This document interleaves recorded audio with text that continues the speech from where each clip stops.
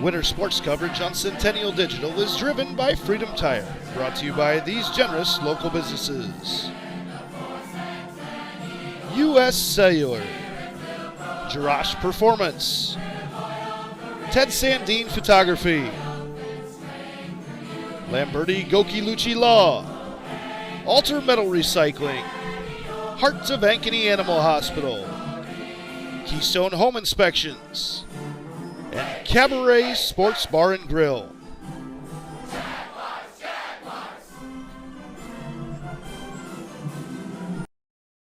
So when an athlete walks into Nick Jirash Fitness, the one thing we want them to know is that this is a phenomenal community. We have the best coaching, we have the best technology, we have the programming that can help them succeed. So whether it's trying to get on JV for the first time, going to that next level on varsity, going from a second string to an all-state player, we have the tools, we have the programming and the coaching in order to take each individual to their next level.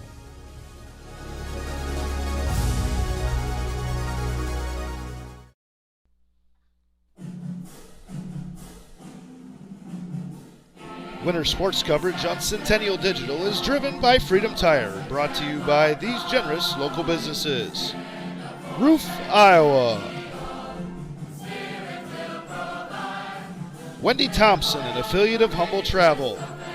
Extreme Services. West 40 Market. Reed Plumbing. Wholesome Pet Essentials. Nolte & Sons Lawn and Irrigation. Eat the Frog Fitness. And Made in the Shade, Blinds and more.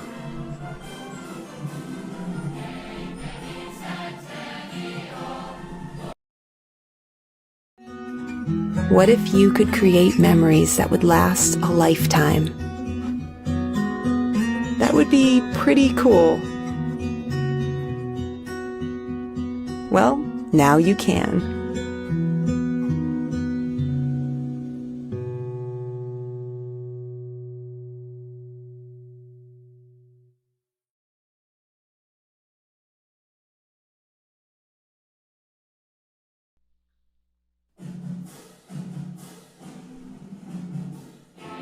Sports coverage on Centennial Digital is driven by Freedom Tire, brought to you by these generous local businesses.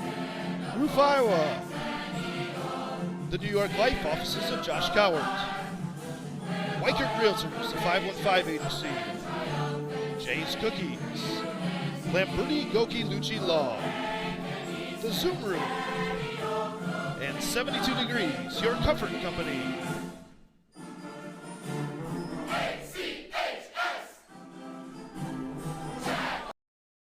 West 40 Market in Uptown Ankeny is your place to shop for the best meats, steaks, brats, jerky, and everything in between. Let us be your one-stop shop for all your favorite cuts, all raised on local Iowa farms. Shopping local never tasted so good.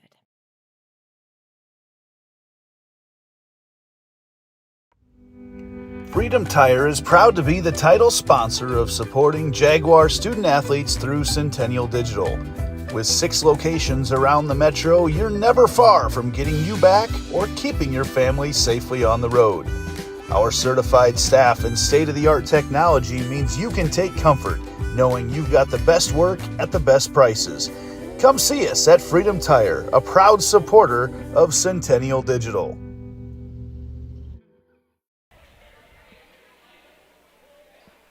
Good evening, everybody, and welcome to Centennial Digital, driven by Freedom Tire. Andy Pollack with you here tonight from North Polk High School. Ankeny, Centennial, and North Polk all share a girls wrestling program, so tonight they move things up to North Polk, where we will be hosted by the Comets and their athletic director, Matt Eichhorn. They've been very gracious hosts and provided us with everything we've need up here. It should be a great night of wrestling. There are 3 other schools here as well tonight. Centennial will start things off against Algona and then wrestle West Marshall and end the night with Winterset. So an opportunity for a lot of girls to get an opportunity tonight. We want to thank, as always, Joe Bennett Holmes for providing our wrestling coverage all season long. He's been doing that for many years here on Centennial Digital, driven by Freedom Tire. Joe,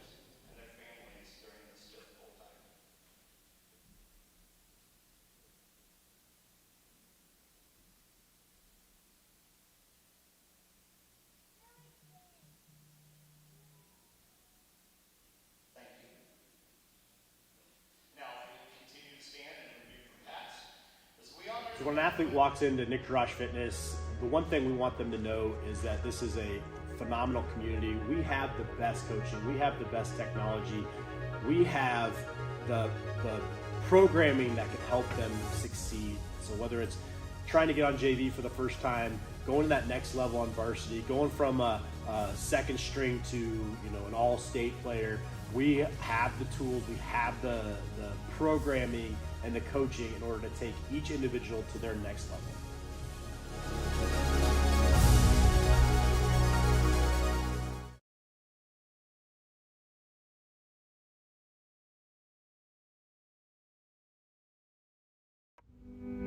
Freedom Tire is proud to be the title sponsor of supporting Jaguar student athletes through Centennial Digital.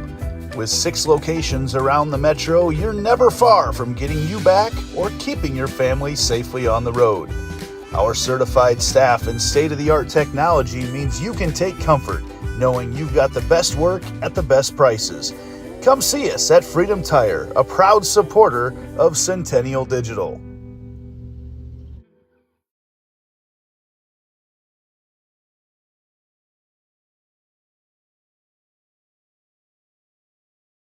West 40 Market in Uptown Ankeny is your place to shop for the best meats, steaks, brats, jerky, and everything in between. Let us be your one-stop shop for all your favorite cuts, all raised on local Iowa farms. Shopping local never tasted so good. And welcome back after a fun rendition of our national anthem here where they have everybody sing it. The whole crowd sang along. It was a fun way to get things started here tonight. Unfortunately, we also started tonight with that moment of silence that you heard as we recognized what the senseless tragedy that happened right down the road in Perry, Iowa earlier today. Just absolutely senseless. It's very unfortunate. That's all we'll have to say about that tonight, but our thoughts and prayers are certainly with the Perry community and everybody involved in what went on over there today. Time for wrestling right now, though. Looks like we will start at 1:45 for Ankeny. And that will start off with Dana Cleveland at 1:45. At least she's the one slated to go.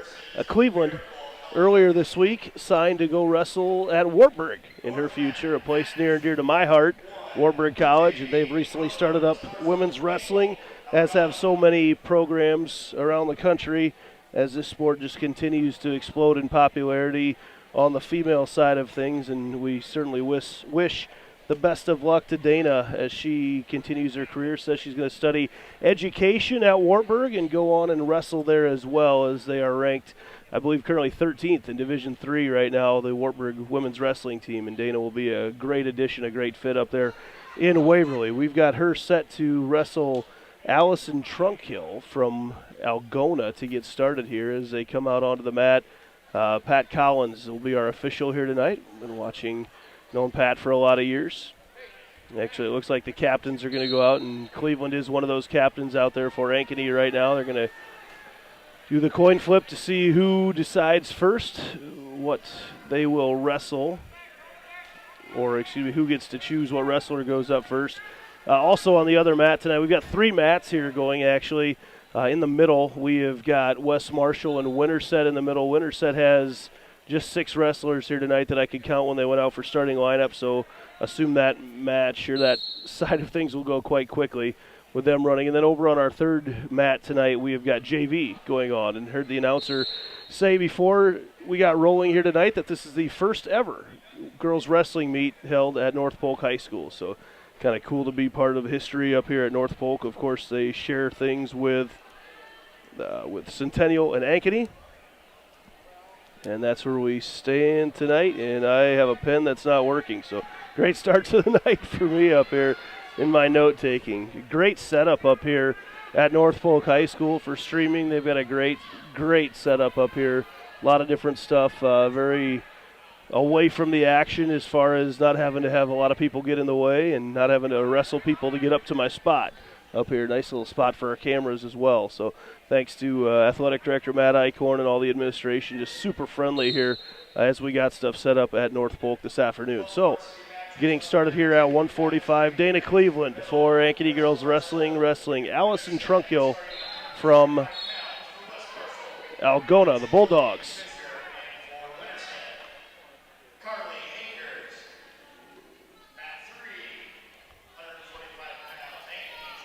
Not a whole lot of action. A minute 45 to go first period. 3 2-minute periods is what they will wrestle.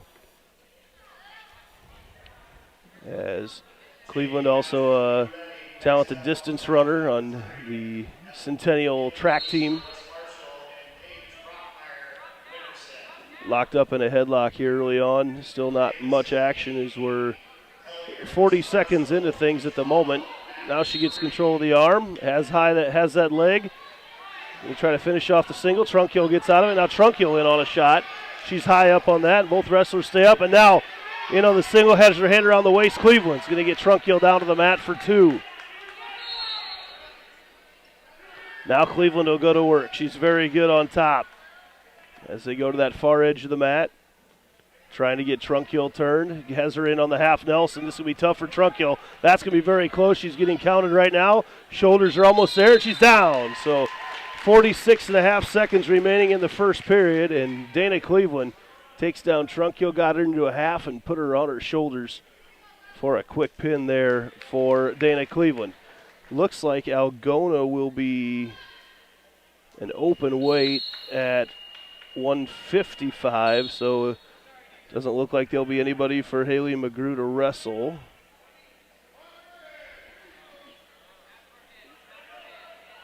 Wait for official verification of that.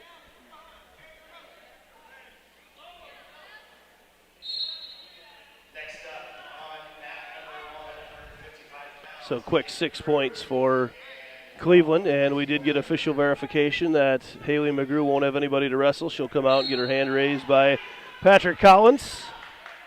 And it's a quick 12-0 lead here in the dual meet for Ankeny girls wrestling. Time to move on to 170. Junior Haley Bishop will take on Algona's Reagan Haynes. As they both check in over at the scores table.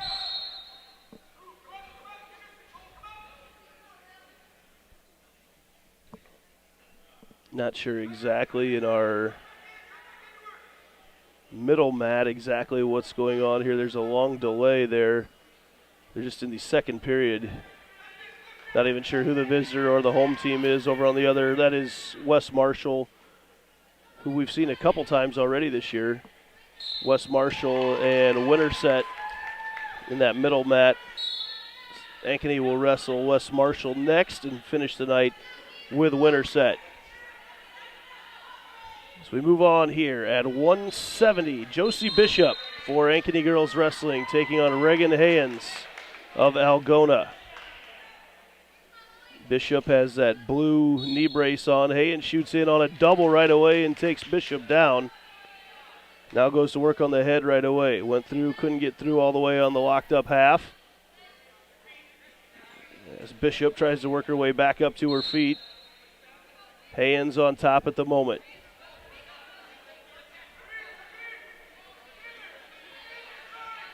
Again, thanks to Joe Bennett Homes, as always, for being our wrestling sponsor here on Centennial Digital, driven by Freedom Tire, a huge supporter of wrestling. We're also tonight, the cameras have been hooked up. The parents for the swim teams have done an awesome job. So also on the Central Iowa Sports Network tonight, we are streaming Ankeny swimming for the first time.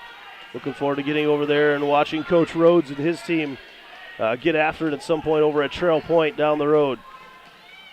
No more movement up top yet from Haynes from Algona. There she tries to get Bishop turned. Bishop continues to fight it. She's flat to the mat. Haynes pulls the arm through. Now she's going to go to try to get her turned with 40 seconds to go in the period, just in the first period here.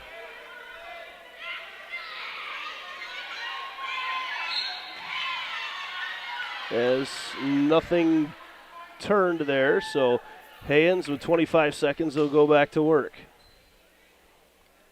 Haynes got a quick takedown. She's led 2-0 from the very beginning.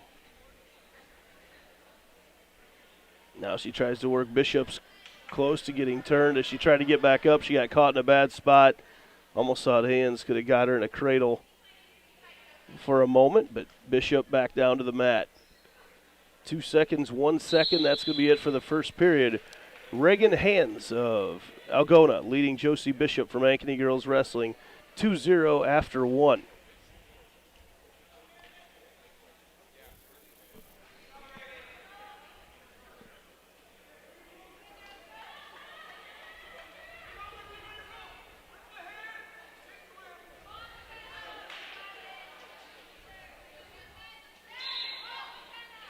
As the girls will start neutral here in the second period.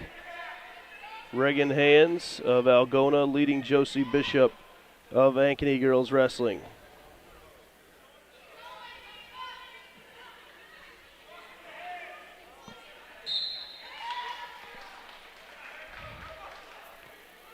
Bishop again, a junior. See here with that cover on her right leg right now. That's so you can tell which wrestler is which.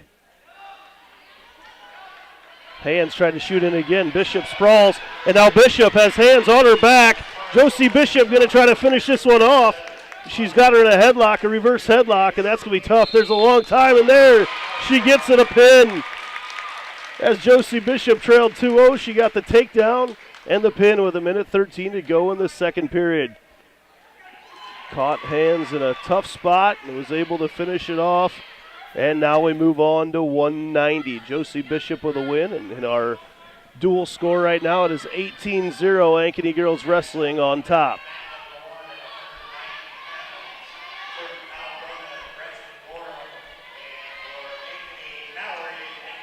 Mallory McGuire for Ankeny is wrestling. She's a senior. She's wrestling Gretchen Gorham of Algona.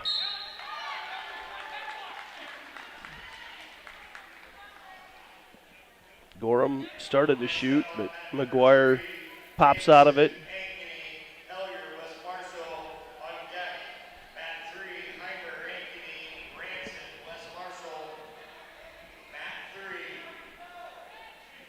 Now in on a singles, Gorham.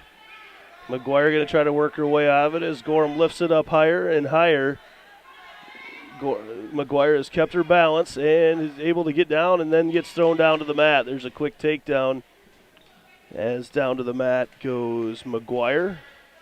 And now Gorham goes to work.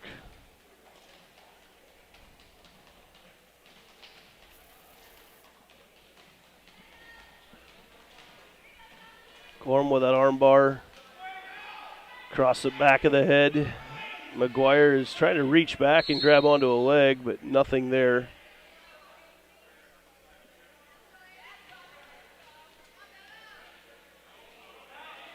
As the arm worked through, locked up there in a half.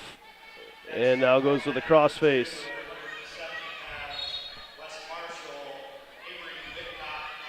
Now Gorham continues to work across. 30 seconds to go in the first period.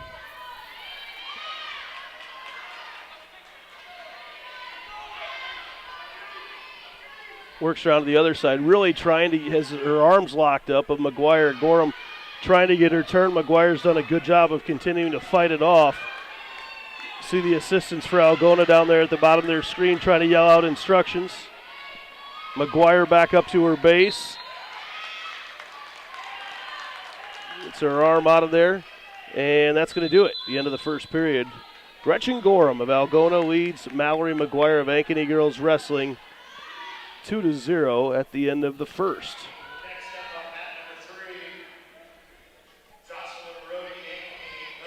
And McGuire has chosen to go up here in the second period.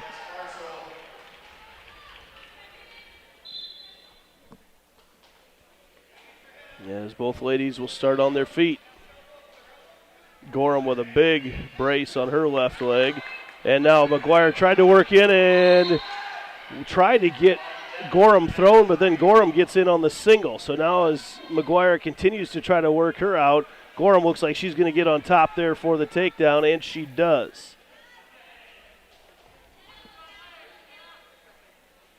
We'll try to also tonight, although this will likely be over before it gets very far into the boys wrestling. That's going to be happening tonight at Johnston. That's a big one. really big one, Centennial and Johnston. And then also, like I mentioned earlier, we've got Ankeny swimming on CISN for the first time tonight. They host Johnston. Gorham leading 4-0 over Mallory McGuire.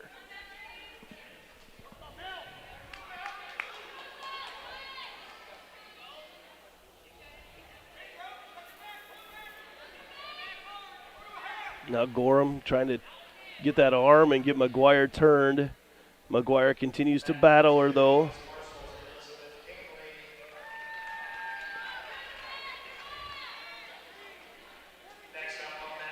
Just gave a warning to McGuire for not giving any action on the bottom. Gorham continues to work her side to side. At some point, Gorham hasn't really done a whole lot either. Just been working on the same position the whole time as McGuire continues to try to fight her head out of there. Gorham just leaning on her right now. Goes back and just continues to work upper body. But McGuire is sprawled out right now, has the hips big on the mat. It's going to be tough to get her turned in that position. 5 seconds left in the period. And that's going to do it for the end of the second period right now. So Gorham, another takedown for Algona. She leads Mallory McGuire 4-0 as we head to the third period. McGuire lost her ponytail. All that red hair just sprawled out there. Going to try to get that tucked back in. And again, we will start up in neutral position in the third period.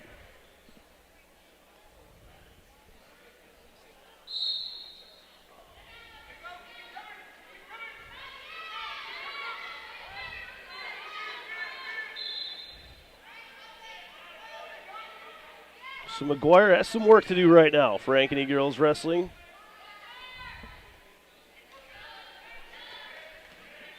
AGW leads right now 18-0 in the dual scores. We don't anticipate many of the dual scores themselves to be close tonight. Most should end up in favor of AGW, but there will be some good matches throughout. This is one of them as McGuire tries to come back on a Gretchen Gorham of Algona. Gorham leading 4-0.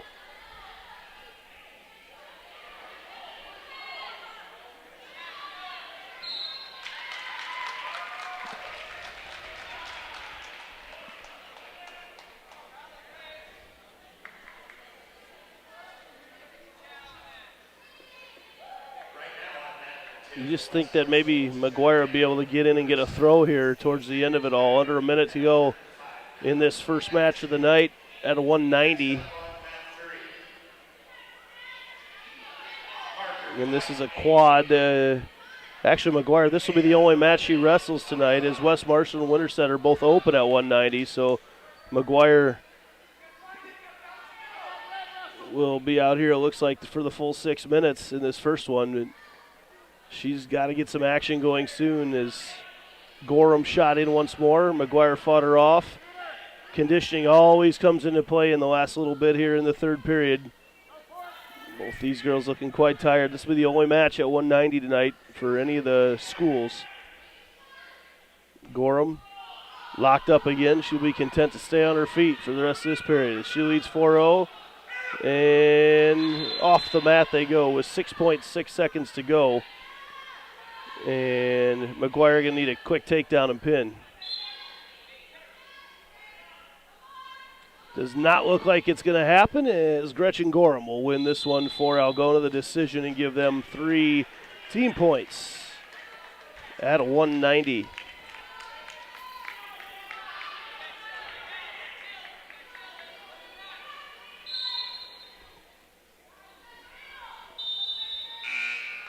As we move now to 2:35, and it looks like it's going to be Rosa Irambona for Ankeny.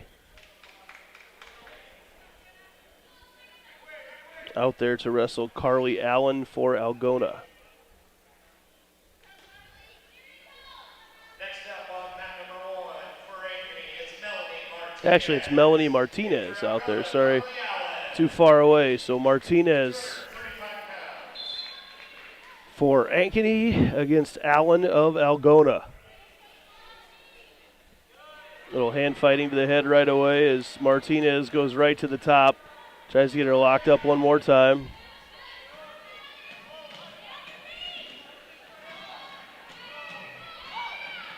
Goes right at her again. Martinez looks to be really irritating Allen as they get things started here early.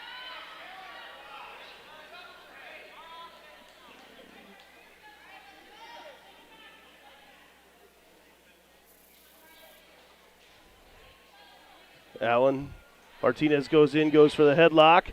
Allen looked to try to throw her. Now Martinez behind. Martinez nearly had a chance to get down on the leg, couldn't quite do it.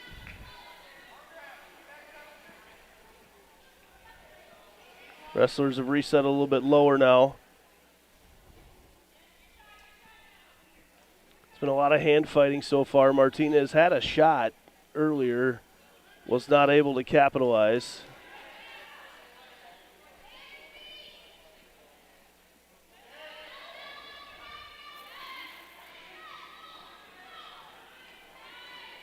You see him again working the hands around, a lot of hands to the face, to the head. There Martinez goes in, gets locked up, tries the headlock, throws in and throws her to the ground, but now Allen works out of it. Allen gets the takedown. Martinez, the aggressor, tried to get the throw, but Allen didn't quite have full control of the head, and Allen ends up on top. So common theme early on for Algona is they get a lot of early period takedowns.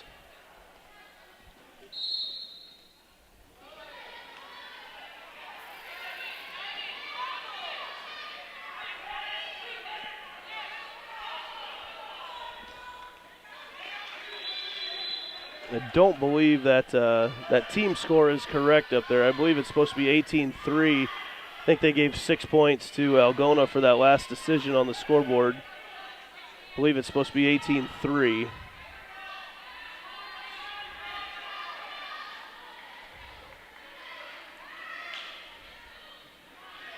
They're going to go neutral here as Allen of Algona leads Martinez of Ankeny Girls Wrestling 2-0 to start the second period. There they adjusted the score. Back down to 18-3 like we thought it should be. Martinez has had a couple chances. Allen was able to fight her off once. Second time Allen ended up getting the takedown herself.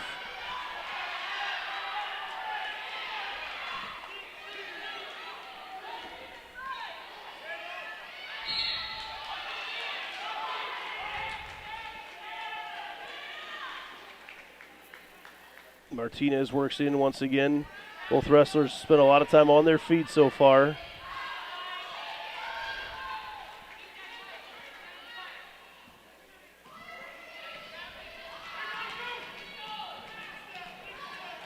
Now Allen has a chance in on the head of Martinez. Oh, they get in locked up together. Martinez going to try to throw her, and Allen ends up getting Martinez down to the ground. Another takedown for Carly Allen of Algona. She leads 4-0 with 50 seconds to go in the second period.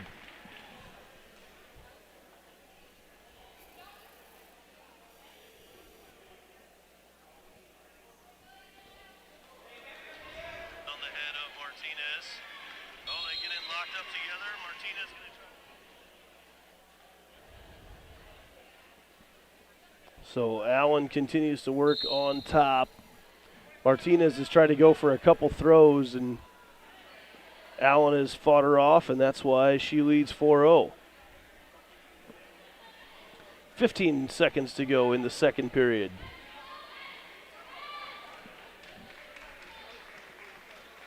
And it looks like we will head to another third period of wrestling.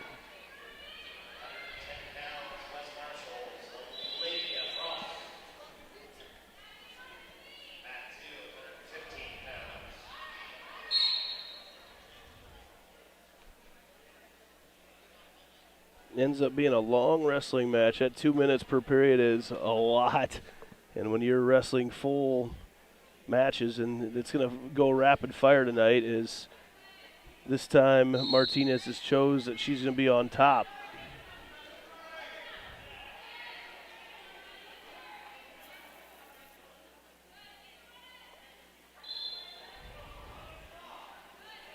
So Allen up to her base first. Martinez throws her back down. Now Martinez will have a chance to go to work as Allen tries to work her way back up. Martinez in on a half, has her turned. Melanie Martinez going to try to finish it off, and she does. Trailing 4-0. Melanie Martinez, knew what she was doing, taking the top position of the third and 16 seconds into it. Works a half in on Carly Allen and gets the pin. Nice match there for Martinez, the senior for Ankeny Girls Wrestling. Now we head down to 100. Lauren Watson, freshman for Ankeny Girls Wrestling, will take on Harley Tobin for Algona. Next up on mat number 1, number 4 pounds for Algona is Mara Davis, and for Ankeny, Lauren. Actually, it looks like they said Mara Davis is wrestling, is the name I got. Wrestling at 100, that wasn't the name on the original lineup we were given tonight, but she is wrestling Lauren Watson. 24-3, Ankeny Girls Wrestling leads Algona right now. This is our 6th weight of the night as Watson gets a takedown right away. Going to try to work the ankle of Davis and get her turned. Watson very aggressive on the mat. Now she gets in. Goes back around the waist to try to get Davis thrown back to the mat, and she does.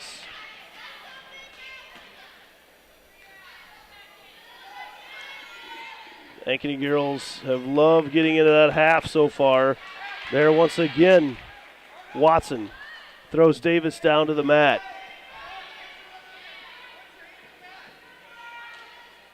Works in once again. Been working around the hips to try to get her turned. May have to go a little bit higher than that as Davis trying to get out, but Watson still maintains control, keeps coming back, still comes back, and they're off the mat, and Watson will still be on top, it looks like. I don't think any points, no, nothing was given for an escape. So Davis goes back down to the mat. Watson. She was warned for coming up too early. She goes to work right away on Davis.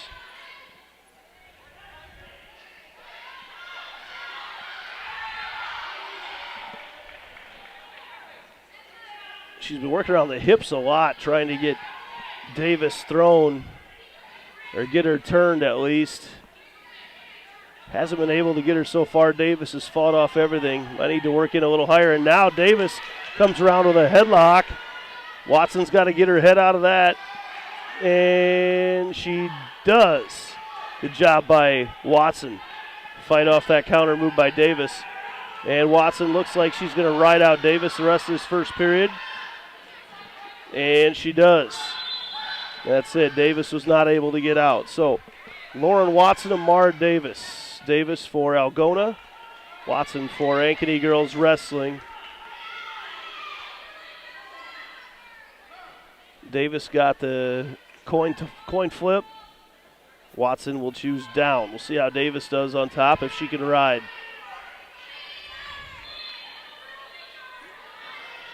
Watson works her way up to her feet right away and is almost out. Davis still with the hands around the hips. Gets Watson back down to the ground.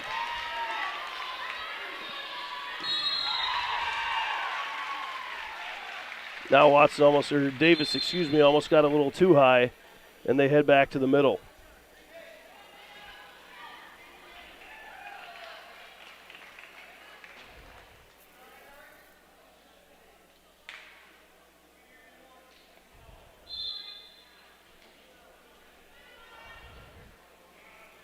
Davis quickly works in, trying to get that cradle in on Watson, but Watson fights it off, but Davis has control of the head right now as she's got her in a headlock. Watson wants to get out, and Davis continues. They're two skilled wrestlers right now. It's been a good match to watch. Davis working from the top.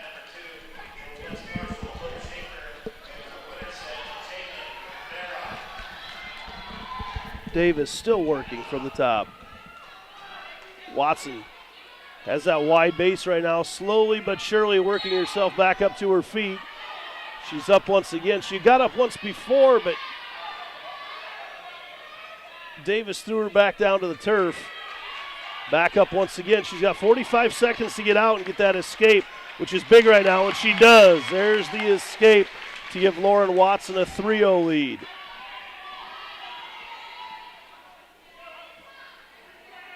Half a minute to go in the second period. I'm assuming that Davis will take down to start the third. Davis jumps over the top, but now Watson shoots in again on a double. Fights through it, and Watson gets no takedown yet as Davis has her leg locked over the top. There it is. There's going to be the 2. That should be 2 with 9 seconds to go. Just a barely control as she gets turned, and there is back points. They started the countdown. There was never a takedown awarded. There they do. They said there was a takedown awarded. Okay. He started the back points initially, but had not awarded a takedown at all for Watson, but now they go back and say, yes, we missed the takedown. So it's 5-0. Lauren Watson leads Mara Davis of Algona. Davis a little flustered with the final flurry of that second period. But a fun match to watch so far, though, at 100 pounds between Lauren Watson of Ankeny and Mara Davis of Algona.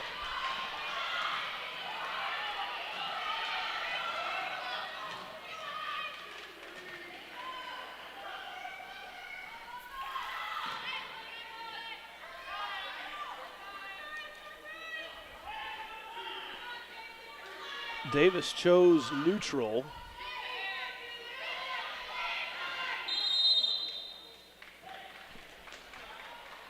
She's going to have to go to work.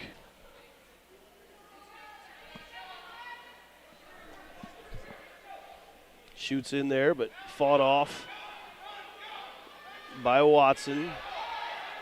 Continuing to drive, Watson continues around, and Watson is able to get out of it. No harm done for the Ankeny wrestler. They continue to circle in the middle of the mat. Now Watson shoots in on the double, but Davis fighting it off. Now Davis trying to work her way around. If she does, she'll get 2. And she still no points awarded. There, Davis gets the takedown for Algona, her first 2 points of the night. She's got 35 seconds to get an opportunity to win this or send it to overtime. Davis going to work, trying to work that half in on Watson. She works the half in from the left side, trying to get Watson turned. She's close to getting her turn. Watson's got too wide a base right now, though I don't think she's going to be able to get her turn. Oh, she's got to be careful. Almost had a chance for a cradle. 7 seconds to go, and potentially dangerous situation with 5.5 seconds to go. And Watson going to have to fight off Davis for the last 5.5 seconds.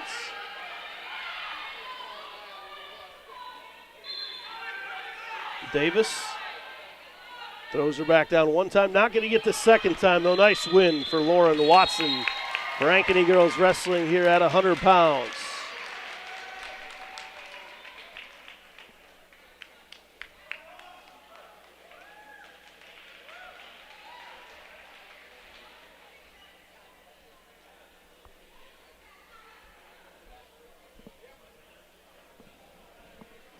Looks like our JV portion of the night is wrapped up over on mat 3.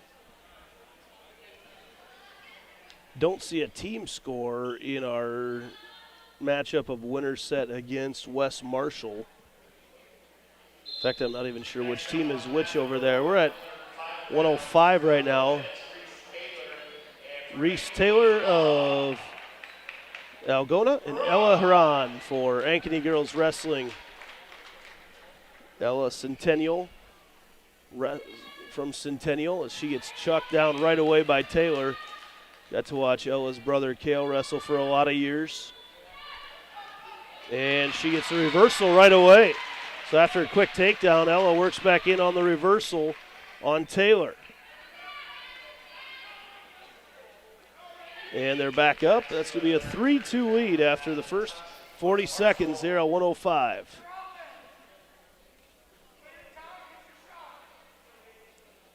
Ella Haran for Ankeny.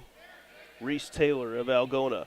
Haran shoots in, misses that left leg, and then Taylor gets her into a headlock, but Haran works the way around.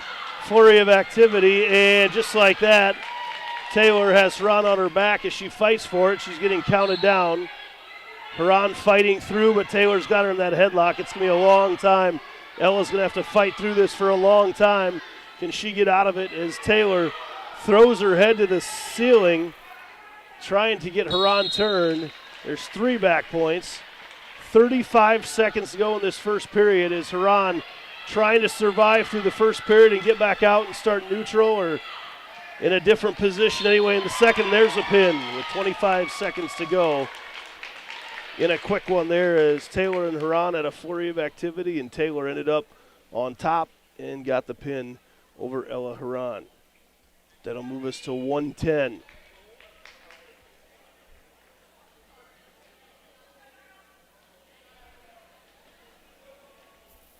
Next up at 110 pounds on mat number 1, it's Algona's Laura Storr and Ankeny's Nora Bacchus. Laura Storr for Algona.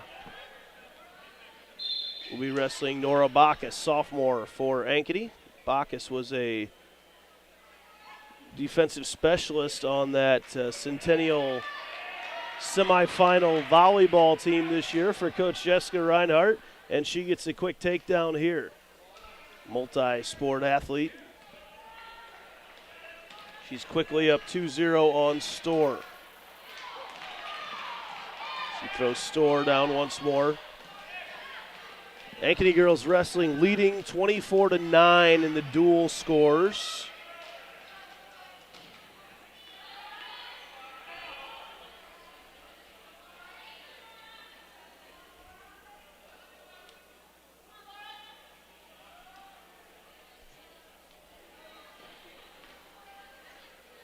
Bacchus works through on that far edge of the mat from us. Works that arm through, but Storr trying to get back up on her feet. Bacchus still leads 2-0.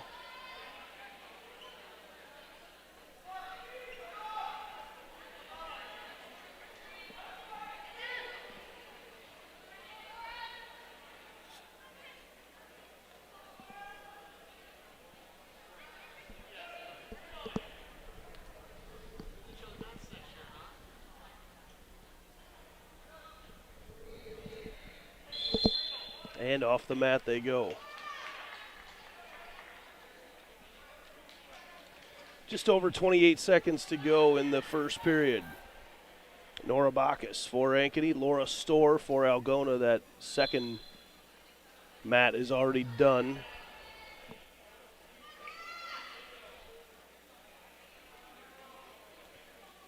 So as soon as this is over, we will move right into West Marshall and Ankeny girls wrestling.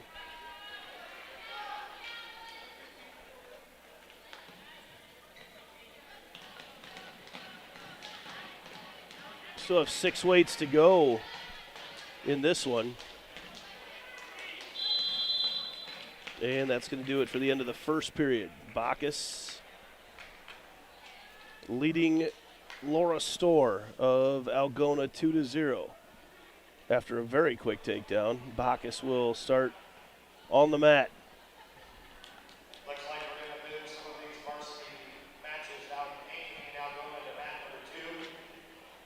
115 pounds. Mat number 2 for Algona, Savannah Steven, and for Ankeny, Trudy Hay.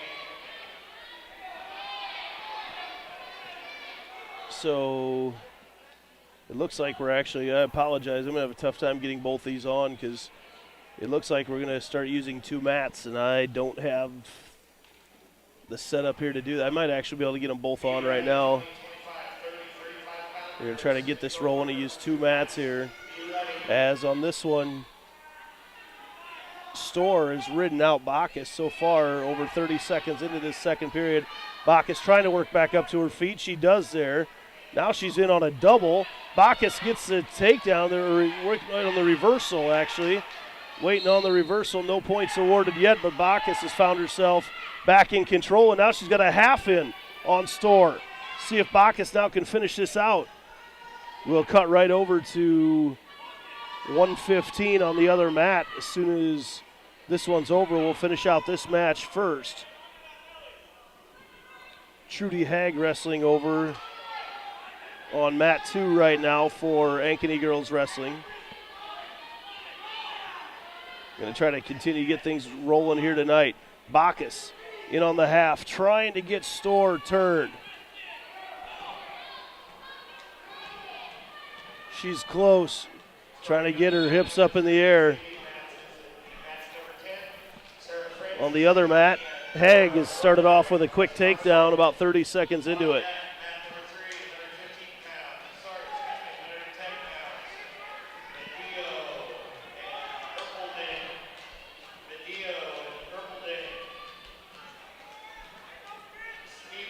Bacchus continues to work. And that's the end of the second period.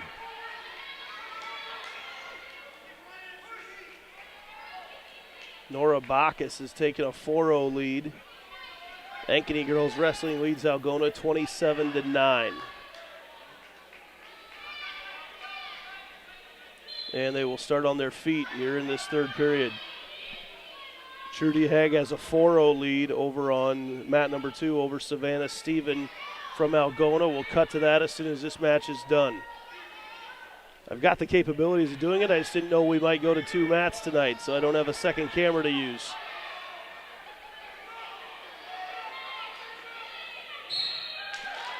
And a pin actually over on the other mat for Haag. So big win there. And then on this mat you see 2-point takedown for Storr. But then Bacchus is back up to neutral. Gets the escape. That score should be 5-2 right now. Bacchus in the lead. There it is.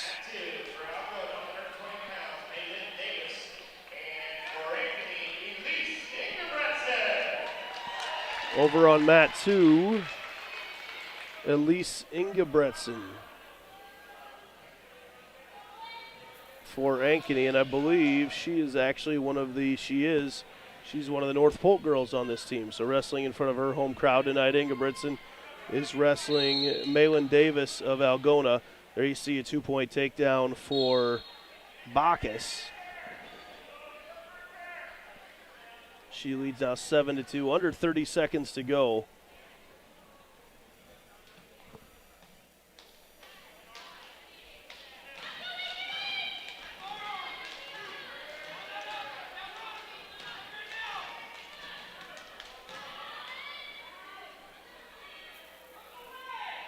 Bacchus continues to work. 5 seconds, and Bacchus will get the win here at 1:10.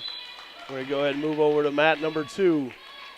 Ankeny Girls Wrestling, Elise Ingebretsen, one of the North Polk girls on the team. She is up against Malin Davis of Algona. No points there yet. The scoreboard, I'm going to go ahead and take that off because it's a different scoreboard.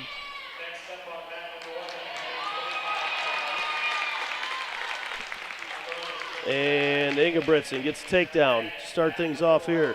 She leads 2-0.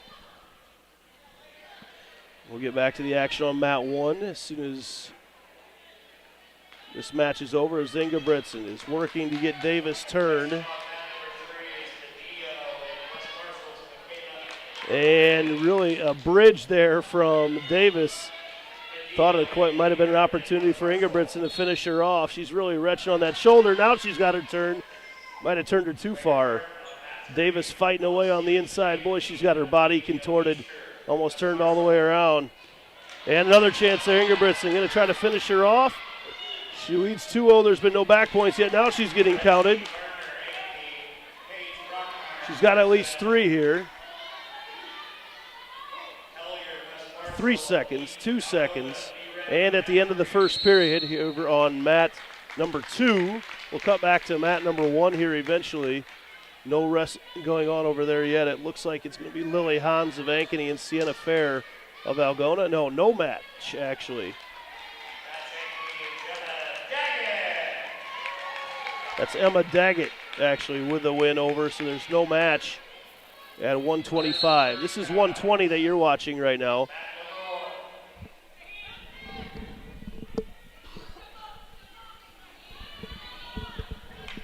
Ingebrigtsen for Ankeny Girls Wrestling, the North Polk product, is taking on Malin Davis of Algona. Once again, she's got Davis on her back. She leads 5-0 with 1:35 to go in the second period. And just trying to finish her off. But, man, Davis has worked her way out of a lot of that stuff so far, but she spent so much time on her back so far. It's going to be tough for her to get out of it, trying to get her head out, but Ingebrigtsen just ruthless there. And then a reversal after 3 points. Even 8-0 lead. Actually, no reversal awarded. Once again, down on her back. Ingebrigtsen for Ankeny. Davis of Algona. It's 42-9 right now in the dual score. It's 8-0 in this one with 55 seconds to go in the second period. Get back to our scoreboard one eventually. 2 back points awarded for Ingebrigtsen. She leads 10-0. 44 seconds to go on mat number 2.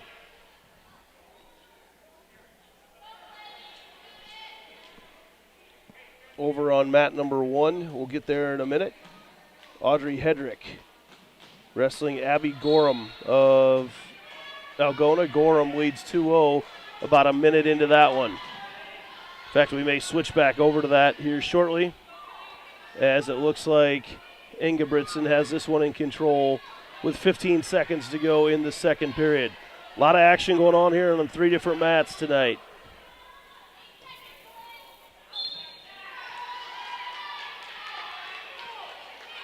Ingebrigtsen really wrenching on that shoulder, and no points awarded. Actually, no, 2 more points awarded. So we're going to go ahead and switch away from that one. As if there's any big changes, we'll let you know. Ingebrigtsen leads 12-0 heading into the third. And it looks like, I believe, Abby Gorham just got a pin over Audrey Hedrick at 130. So we're going to go to 135 on mat number 1.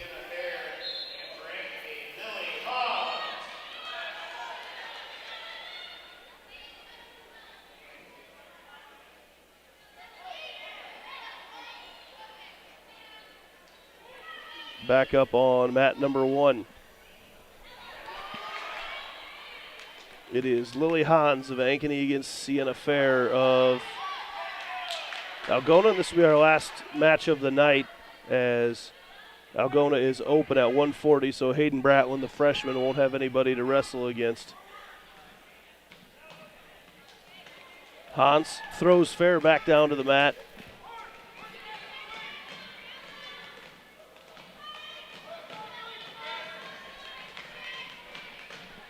(2-0). Hans in the lead for Ankeny.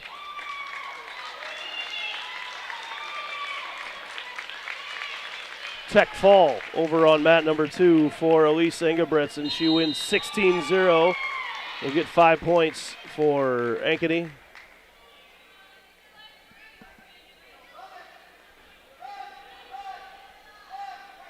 .45 seconds remaining in this one, in the first period, as Hans trying to get Fair turned right now. Fair back up to her feet. It's tossed down. Hans leads 4-0 as the wrestlers are off the mat.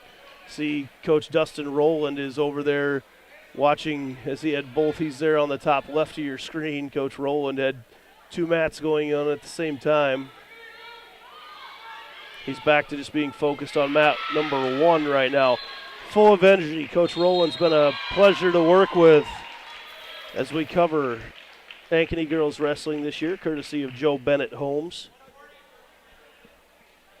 Hans leads 4-1 with 9 seconds to go in the first period.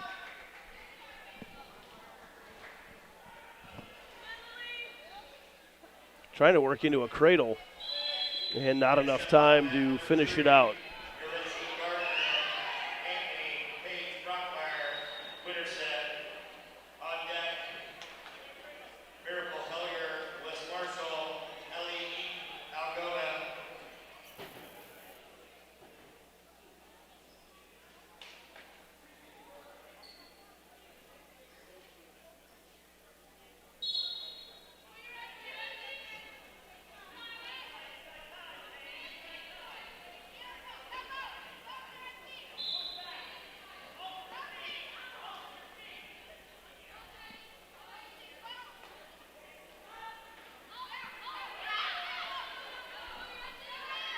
Minute 45 to go in the second period. This is Lily Hans for Ankeny Girls Wrestling and Sienna Fair for Algona. Hans leading 4-1. AGW on top 42-15, and they will win this one pretty handily in the team race.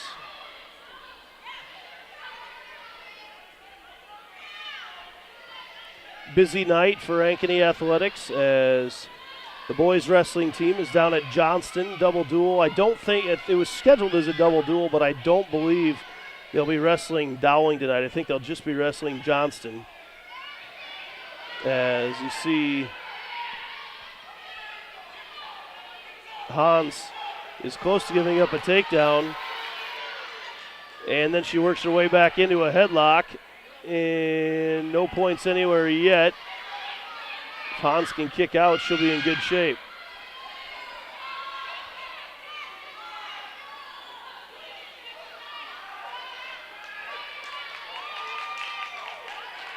And 2 points awarded to Sienna Fair. So Hans still leads 4-3, but Fair being the aggressor here in this second period. Hans trying to get back up to her feet. As I was saying, boys wrestling tonight at Johnston. The boys swimming tonight is at home, and that is also streamed on the Central Iowa Sports Network. Hans trying to get out of this one to get one more point. Could be an important one as she pulls in on the leg.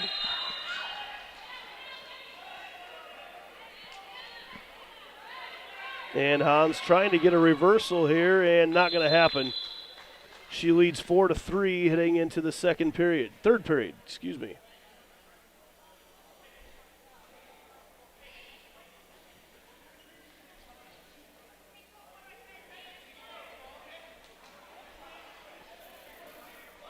So Fair will start on top.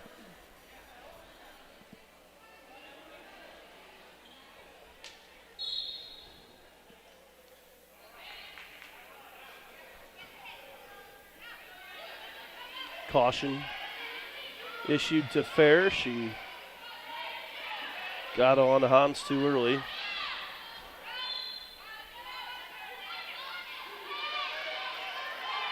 Hans up to her base, trying to get out of this one again. This will be our last match, our last bout in this match anyway, this duel against Algona. We'll quickly transition to wrestling Wes Marshall after this, as Hans gets out to make the score 5-3.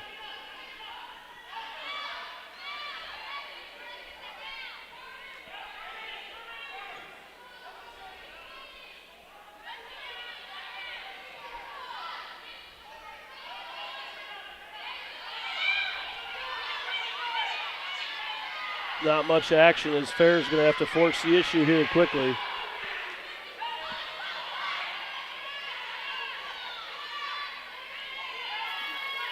Fair shoots in again. Hans able to get out of it. Comes around and trying to get her legs all the way around, but Fair stayed in on the leg. If Fair can get the takedown here, she'll tie it up. And Hans throws her to her back. Lily Hans has Fair on her back. They're counting her down. There's 3. Trying to finish this off. This has been a back and forth match, and Hans now Fair trying to come up top. Fair. Now Fair has Hans on her back after a 3-point near fall. 31 seconds to go. And now Hans back on top. 3 points awarded to Fair. Hans back on top, counting down Fair. It's 8-7. Every point's important at this moment. As Hans should have been issued, she should have got 2 for the reversal.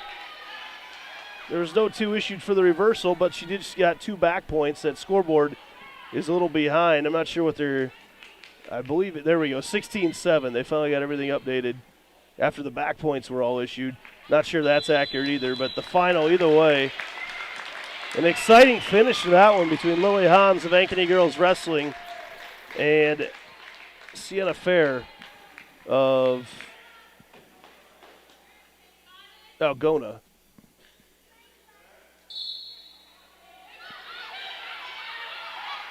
And I believe that's what the okay. All of a sudden, a bunch of points updated at the end, so major decision for Hans after all that.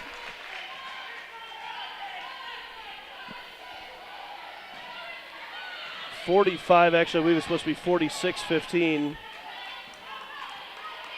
Ankeny Girls Wrestling over Algona. We're going to take a quick break as they get things set up for Winterset. You are watching Wrestling, presented by Joe Bennett Homes here on Centennial Digital, driven by Freedom Tire.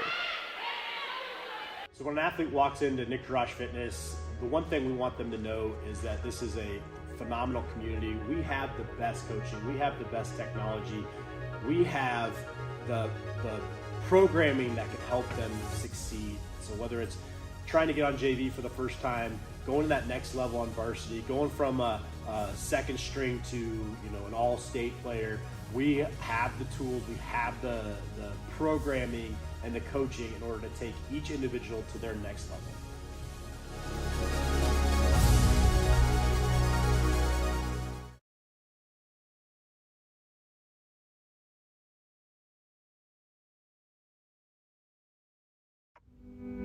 Freedom Tire is proud to be the title sponsor of supporting Jaguar student athletes through Centennial Digital. With 6 locations around the metro, you're never far from getting you back or keeping your family safely on the road. Our certified staff and state-of-the-art technology means you can take comfort knowing you've got the best work at the best prices. Come see us at Freedom Tire, a proud supporter of Centennial Digital.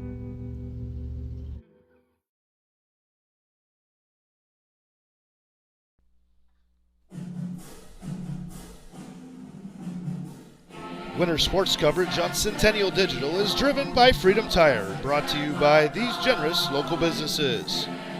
Roof, Iowa. Wendy Thompson, an affiliate of Humble Travel. Extreme Services. West 40 Market. Reed Plumbing. Wholesome Pet Essentials. Nolte & Sons Lawn and Irrigation. Eat the Frog Fitness, and Made in the Shade, Blinds and more.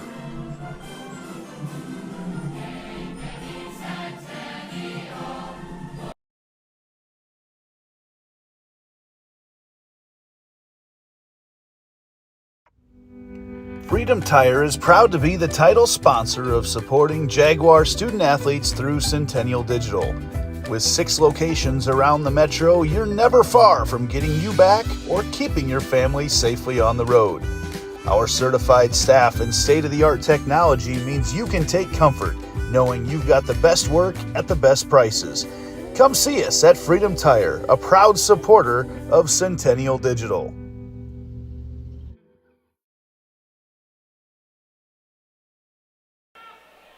Welcome back to Girls Wrestling here on Centennial Digital, driven by Freedom Tire. We will move on to the second duel of the evening.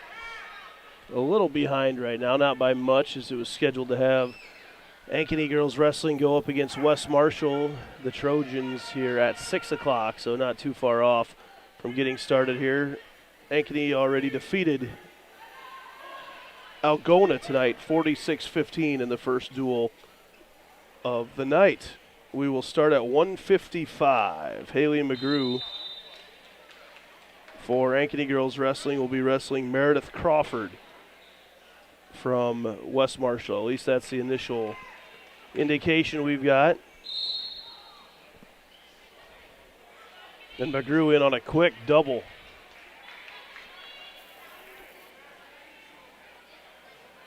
And she's going to go ahead and cut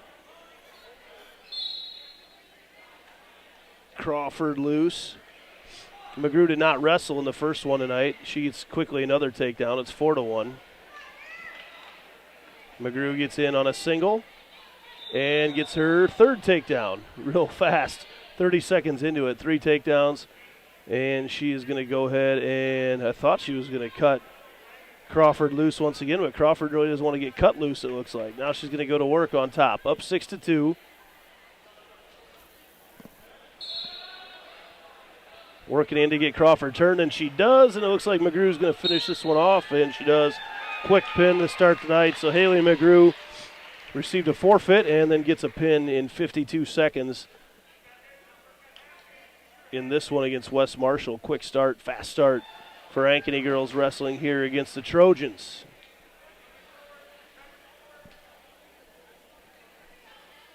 Going to move on to 170.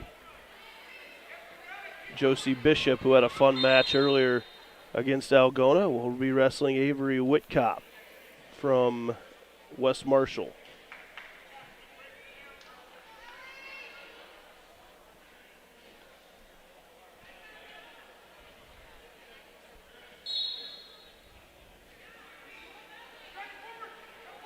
As both girls get checked in over at the scorer's bench.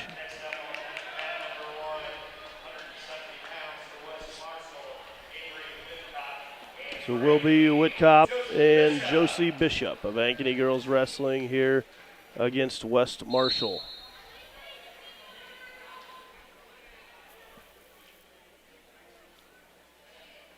Whitcop in right away on that single and gets Bishop down to the mat. Quick 2-point takedown, less than 15 seconds in for Whitcop. Bishop trying to slide her way out.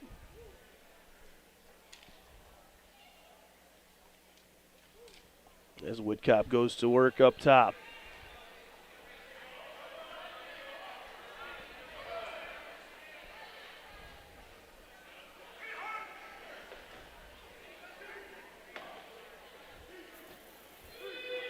Whitcop throws her back down. It looked like Bishop might have had a chance to get up, but Whitcop got her back down to the mat. Apologize, her view's blocked right now by the official. There we go. Maybe you heard me to get out of the way. Whitcop trying to turn Bishop. Minute to go in the first period.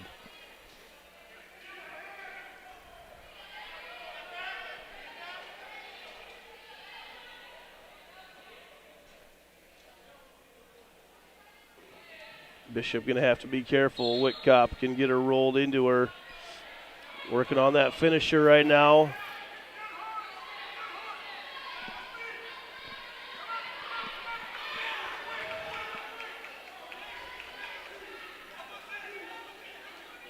Still no extra points awarded yet as Bishop has stayed down on the mat most of the time.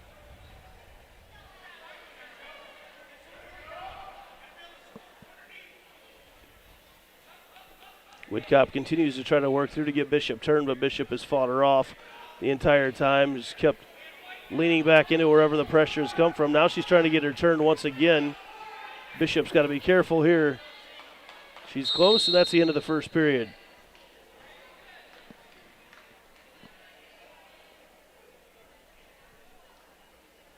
Does not appear that we will have a match at 190.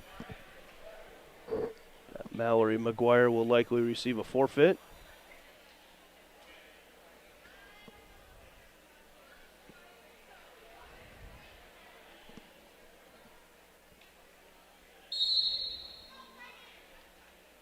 Whitcop tries to get out right away, but Bishop stays on her.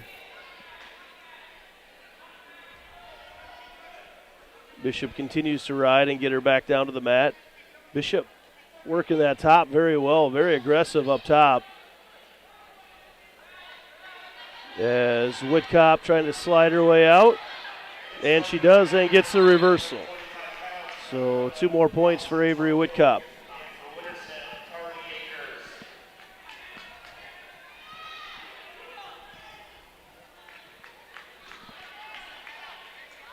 So now once again, Whitcop working on top. She leads 4-0 over Josie Bishop for Ankeny.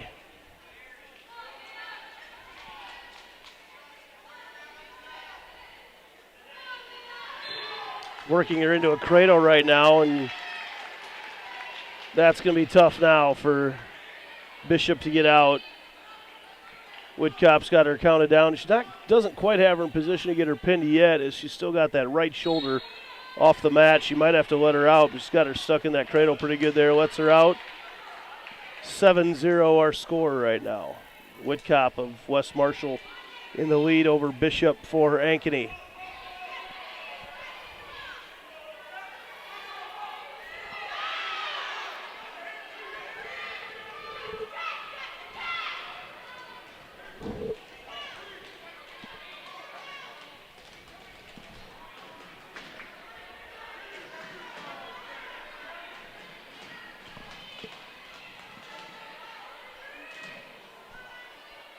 No more points awarded yet.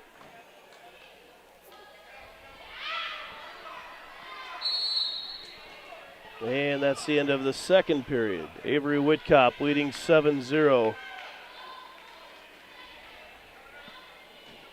over Josie Bishop from Ankeny Girls Wrestling.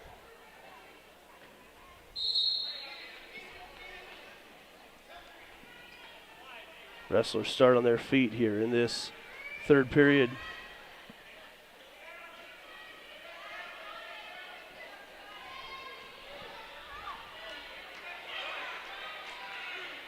Whitcop goes in once again and gets another takedown. She leads 9-0.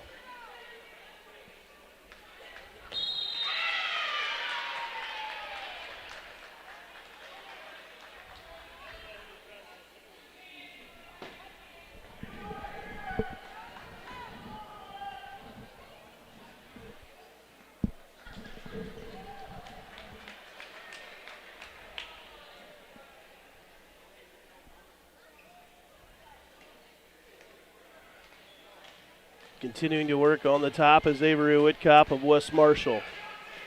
Trying to work in on that cradle once again. And once again has Bishop in the cradle. I can't tell if that left shoulder is down. Definitely on her back. She's got 3.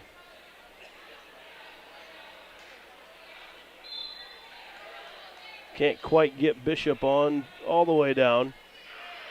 There it is, right there at the end. So 43 seconds to go in this one. Avery Whitcop finishes off Josie Bishop of Ankeny Girls Wrestling. We will have Ankeny Girls Wrestling action again coming up Tuesday night.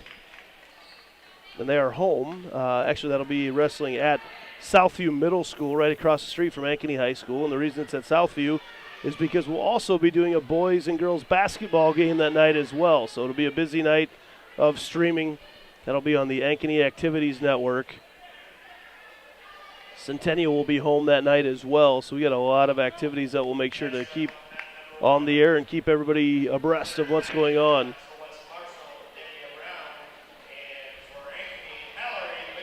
So we do have a wrestler for West Marshall. All I heard was Brown is the last name. We had it listed as this was going to be an open.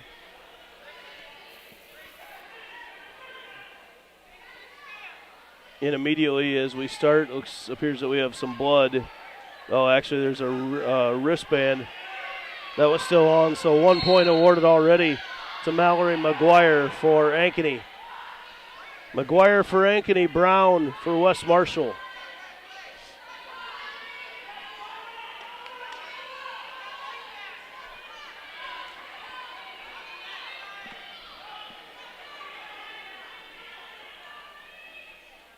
Two girls actually look a lot alike from up here. A lot of upper body fighting so far, a lot of hand fighting around the head and neck.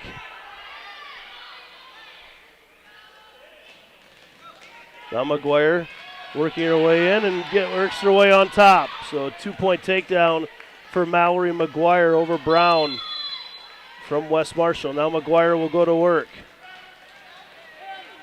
They try to get Brown to her back. She's being counted right now. Got to get some more weight on that left shoulder. Brown trying to get out of it.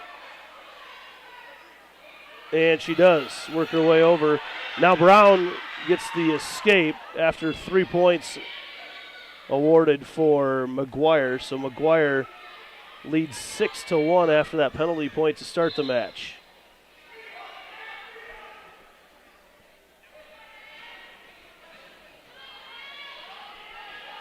Oh, now Brown puts McGuire down to the mat. No points awarded yet as McGuire tries to get back up. And Brown gets 2 to make it 6-3.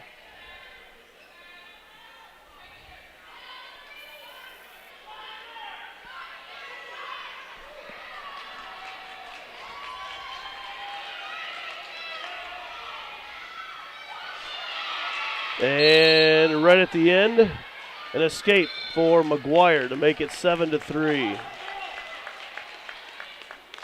Like I mentioned earlier, there's also boys swimming going on tonight. And I've got that pulled up right now. It's a beautiful picture from the Trail Point. It is senior night as the seniors are being recognized there, but that is a beautiful picture that we're seeing tonight from there with their new camera system set up there, streaming here on the Central Iowa Sports Network, Centennial Digital, Ankeny Activities Network.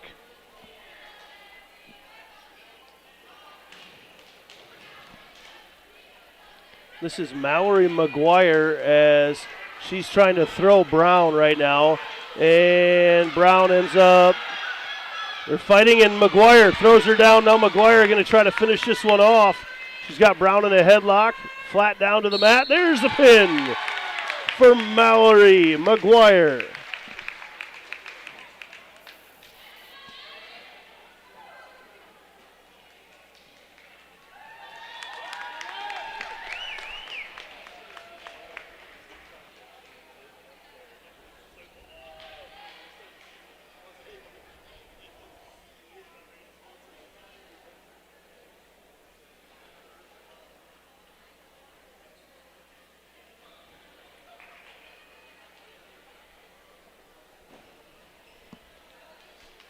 So we move on now to 2:35.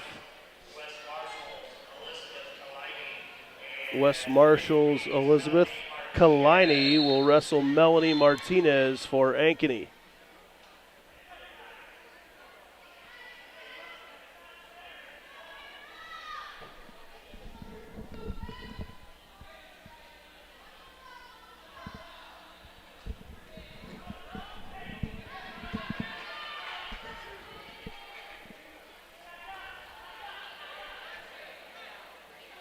Wrestler's locked up in the head right now. Next up at 120.5 is Algona's Nathan Davis and Winterset's Bristol Tech. Martinez trying to work around the head, and then Kalini comes in closer. She's under. Kalini can work for the throw here and does not. Now in a headlock is Martinez trying to take her down to the ground. Kalini ends up on top.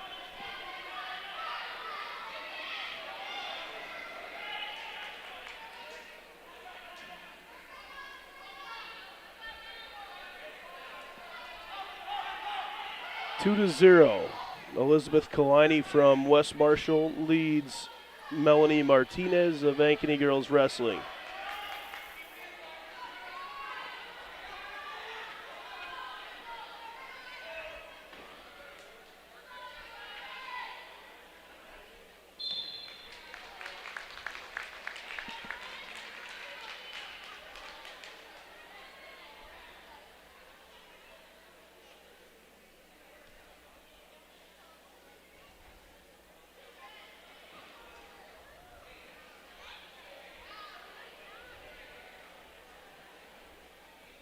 Kalini's still working on the top. 10 seconds to go in the first period.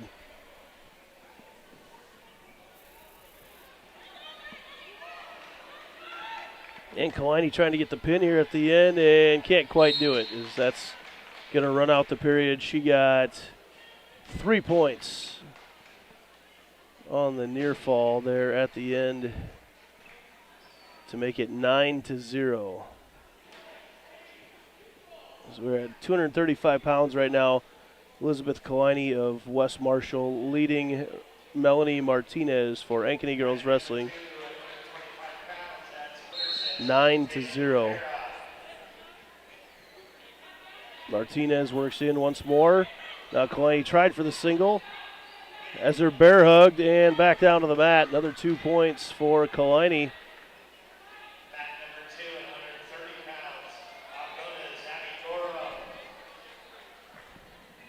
And they're almost done over there on mat number 2 again, so we might go back to a dual mat situation here shortly.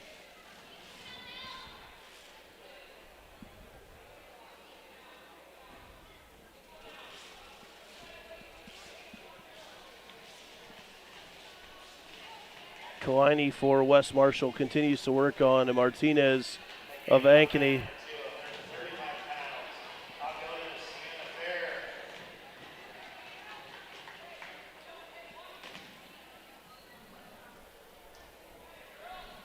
Kalani has that chicken wing in on the back, trying to get Martinez turned. And she can't quite do it. There she does. Now Kalani going to try to finish off Martinez. She's got 50 seconds to do it. Pushes the head out of the way. I mean, that's a very unconventional move, but it worked and she got the pin. So Elizabeth Kalani for West Marshall pins Melanie Martinez of Ankeny. That's going to tie us up at 12 as we head back down to 100 pounds. Lauren Watson will be wrestling for Ankeny. Up on mat number 2, Algona, Trumpill, and Winterset, Carly Akers. That's 145 pounds. Trumpill, Algona, Akers, Winterset. This is Watson for Ankeny against, not sure. This is Kaylee Andrews for West Marshall. For West Marshall, Kaylee Andrews. It is Andrews. For Ankeny, Lauren Watson.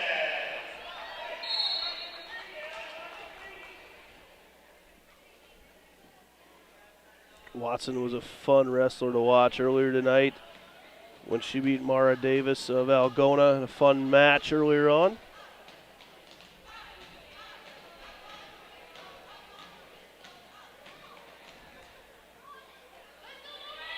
Watson in on the head right away to start. And almost working in on the hips. Looked like she was ready to throw, but couldn't get it. Now it goes down to a single. As Andrews sprawls back. And just like that, Watson ends up on top of Andrews with a takedown. And Watson's going to try to finish her off right away to start in the first period. She's already got the countdown for the 3 points on the near fall. Now trying to finish this one off and get the pin.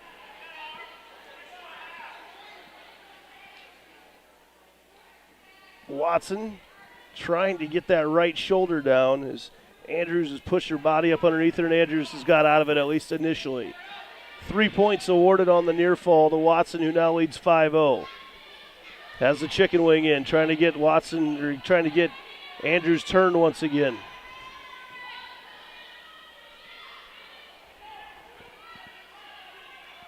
Andrews with a really wide base, going to be tough to get her turned too much there. And once again, she's got her being counted. And there's a pin for Lauren Watson.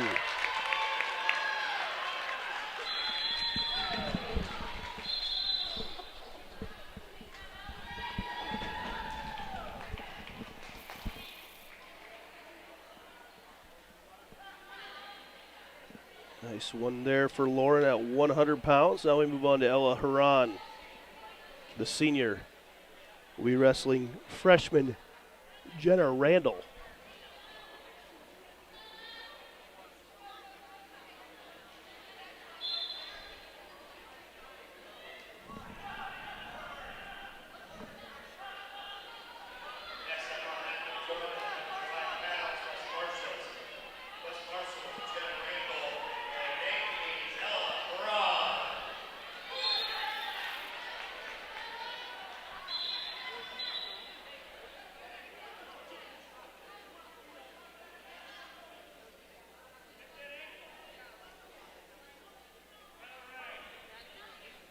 Right away, Huron shoots in, but on top, Randall ends up on top with a 2-point takedown right away to start. Huron working herself, trying to get back up to her feet, but Randall working hard on top so far. And Huron nearly got out of it, but Randall still has the leg.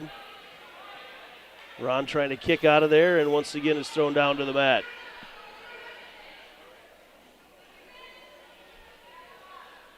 As Randall drives her close to the edge of the mat, and Huron can't quite get out. Nearly had the reversal, couldn't quite finish it off.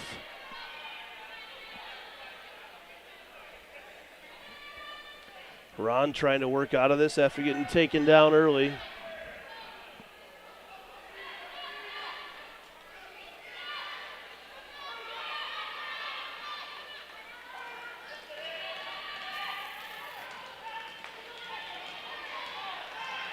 And just like that, Randall nearly had Huron on her back.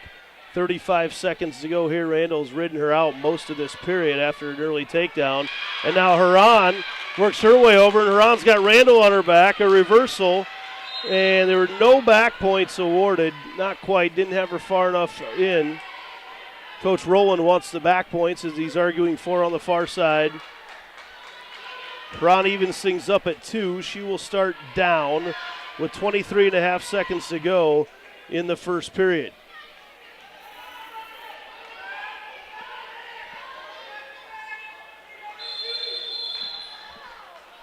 So Huron will start on top with 23.5 seconds to go. Continues to ride Randall. Withstands the initial surge from Randall. Now trying to get her turned. 10 seconds to get it done. Huron has her locked up pretty good. 2 seconds, 1 second. And that's going to do it for the end of the first period. 2-2, Ella Huron for Ankeny Girls Wrestling, tied up with Jenna Randall of West Marshall. We started at 155.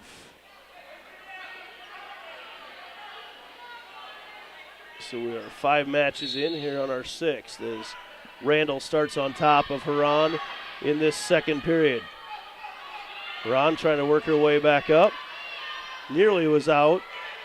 Randall throws her back down to the mat. Huron's got to get her head out there. She does. She's back up and is out for an escape as they head back to the middle of the mat. Huron leads 3-2.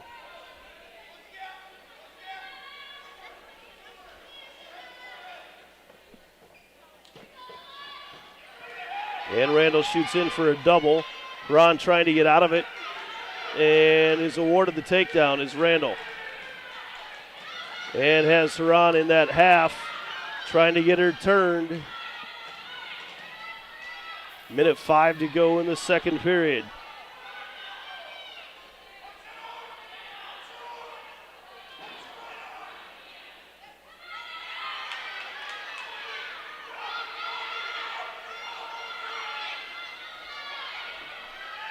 Randall still trying to work on Huron. Huron trying to get out of this as she's thrown back down. 40 seconds to go in the second period. Ella works her way out and is up. So far, no escape awarded yet. And there it is. An escape awarded to Huron, ties it up at 4. 20 seconds left in this action-packed second period. Randall shoots in once again. And 2 more points awarded to Randall. Right at the end, so Randall takes an 8-4 lead. I believe it should be 6-4. Did I miss some points there?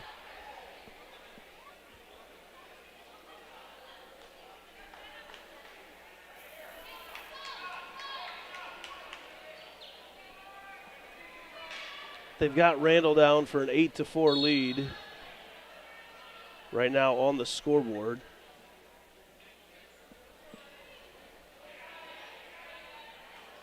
Over Huron. Minute 45 to go in this match.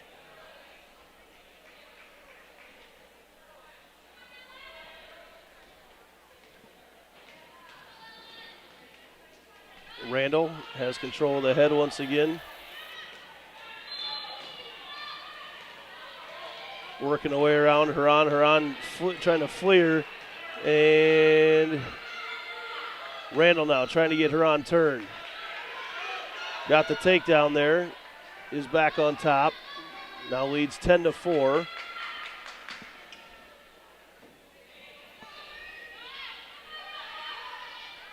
Looked like she was going to try to cradle up Huron there for a second. Ella got out of it. Under a minute to go in the third period.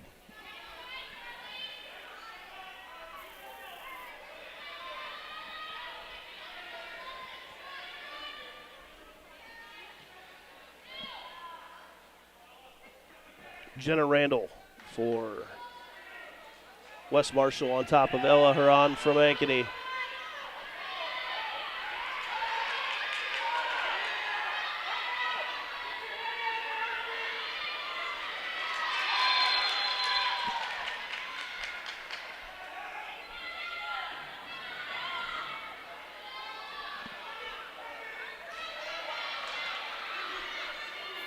And now Randall gets the pin right at the end on Huron. With 12 seconds left, and those extra team points could be big as that ties it up at 18.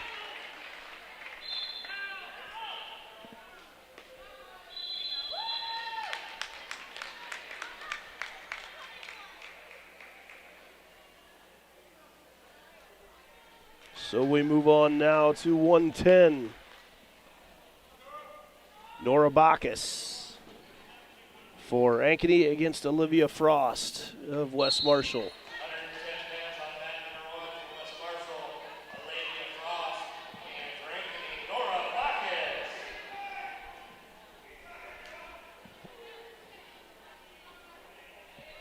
Frost reached in, couldn't quite get that single pulled in. Now Bacchus shoots in. She's got the single. And gets her down, and that's going to be a takedown for Bacchus. 2 points awarded. But Frost almost got her way back up, and now Bacchus is in on the half. This could be a big start for Bacchus. As now she lowers her hand, not there anymore. 2-0, Nora Bacchus on top.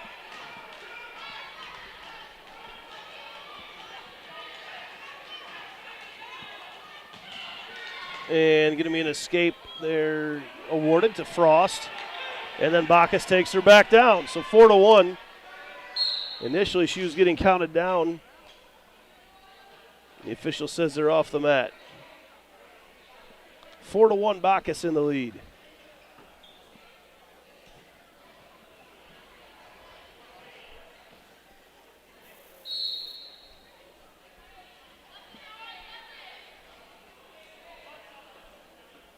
Bacchus continues to work from the top.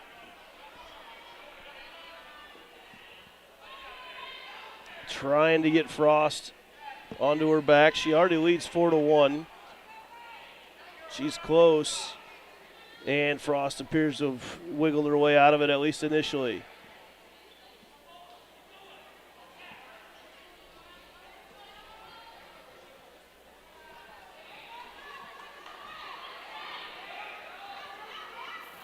Bacchus has been really tough on the top. But now Frost works back in. Now Frost trying to pull that leg in. And Frost, no points awarded yet. She's close to a reversal. No points awarded yet because Bacchus is hanging on. She's got 7 seconds to go. And she does right at the end to get a reversal to make it 4-3.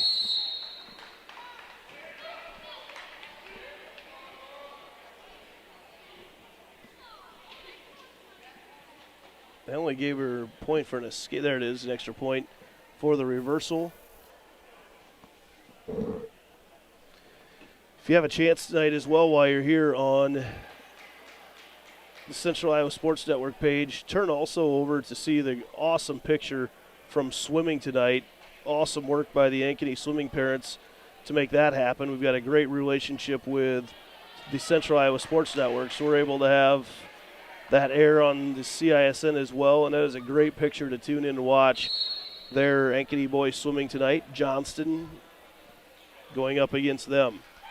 We're in the second period here. Nora Bacchus for Ankeny is against Olivia Frost for West Marshall. West Marshall girls have been tough. It's tied at 18 after 6 matches. Frost continues to try to work Bacchus over from the top now. Trying to get in on that cradle. Bacchus trying to get out. Minute 27 to go. Bacchus is out and has the escape to make it 5-3. Frost, strong hands on Frost. She's been able to pull that leg in with just a grip. Hasn't been able to get deep at all, but has been able to pull the leg in several times on Bacchus.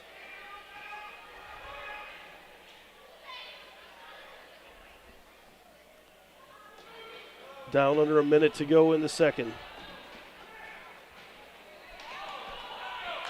And there's a takedown for Bacchus once again. Little cushion. As we head towards the end of the second period, she leads 7-3. Now time to try to get Frost turned over. Getting a lot of instruction from her coach, Dustin Rowland. Always bringing the energy is Coach Rowland. Really working hard. Man, that looks painful on the shoulder. She's working hard to get Frost turned over. Frost fighting it every second of the way, and there she does. Get her turned over and is getting counted. Back points being awarded to Bacchus. There's a pin for Nora Bacchus. In the second period, it was a back and forth match as Bacchus got out to a 7-3 lead, and then at the end, man, she was wrenching on that shoulder hard of Olivia Frost and got the pin as Frost is in some pain as she hobbles off the mat.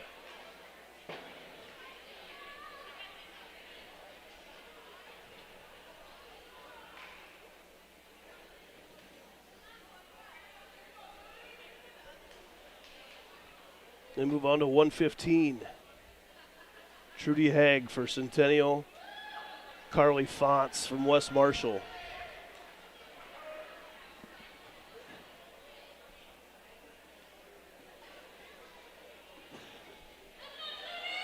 up at 115 pounds for West Marshall, it's Carly Collins. And for Ankeny, Trudy Hogg.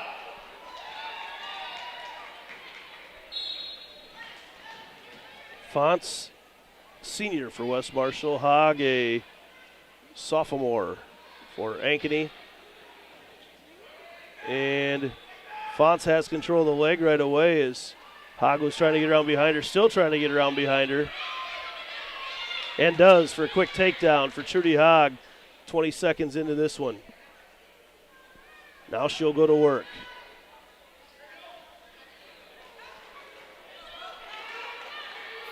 And just like that, we've got a reversal from Fonts.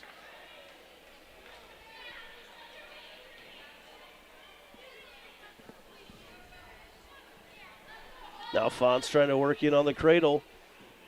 She's close to getting it. And she does. Has Hogg down to the mat. Fonts working on the pin, and she does.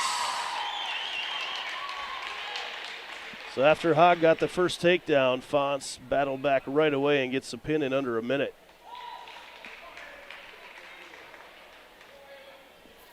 Tied at 24.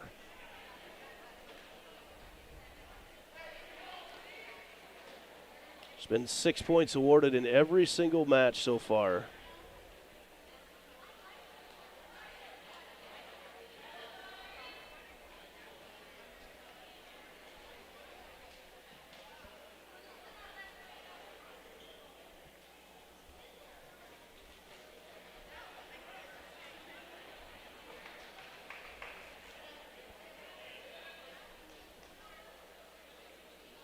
So it looks like Dustin Rowland has made a little change here heading into 115.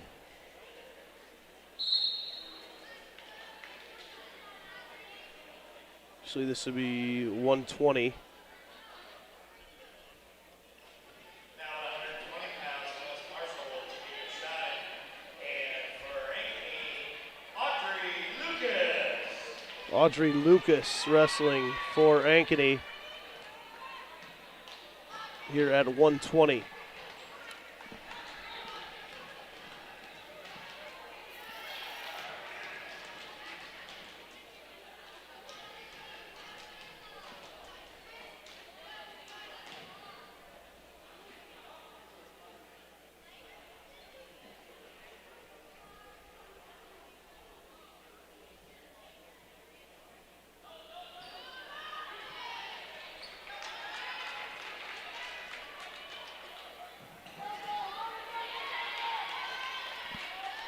Lucas with a 3-2 lead on Ava Scheib of West Marshall. Trying to get Scheib turned, get Scheib onto her back.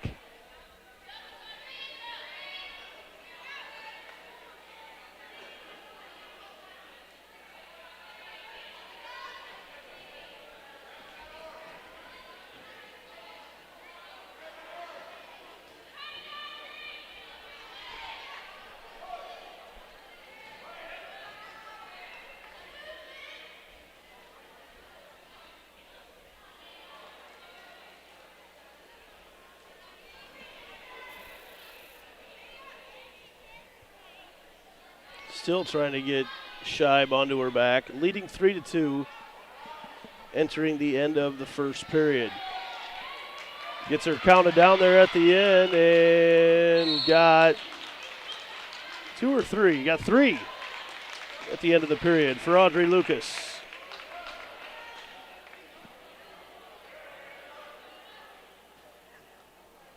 Audrey Lucas, also one of the North Polk girls here that wrestles for Ankeny Girls Wrestling. There's 5 of them on the squad. Lucas getting an opportunity here tonight at 120. She leads 6-2 starting the second period.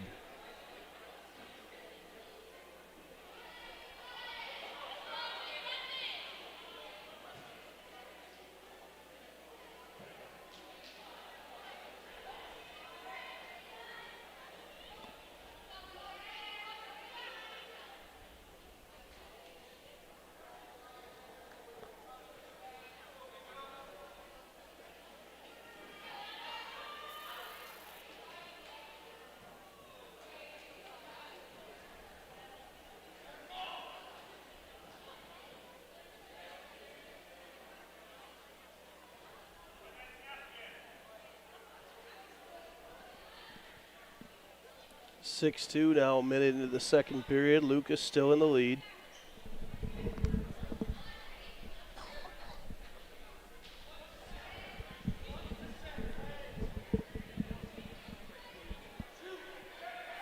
And Lucas gets Scheib down to the mat and gets a takedown as she works her way in from behind.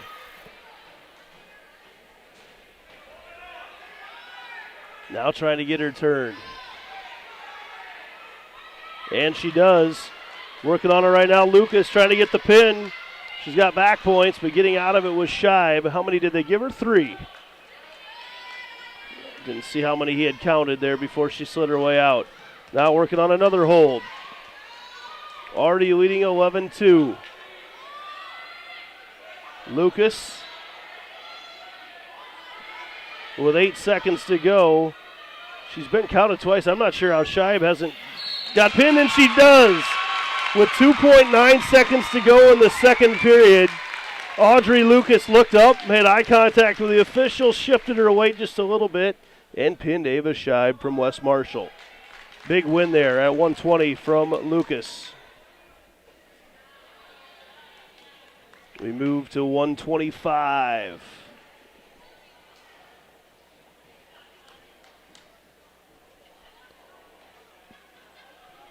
Emma Daggett, also a West Marshall wrestler, a North Polk wrestler here for Ankeny Girls Wrestling.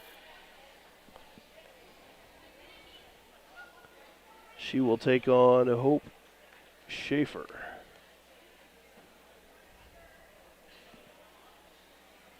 Not sure if they will move over to using 2 mats yet here or not. Next up on mat 1 at 125 pounds for West Marshall, Hope Schaffer, and for Ankeny, Elise Ingebretson. Oh, they're going to move Elise Ingebretson up to 125. Again, another North Polk wrestler here, and she will be wrestling Hope Schaffer from West Marshall. And Ingebretson right away wastes no time. She's in, and she's going to be awarded 2 any second. She does. She's got Schaffer down to her back. Schaffer rolls over, and now Schaffer gets the reversal. And then just like that, a reversal for Ingebretson. So 4-2.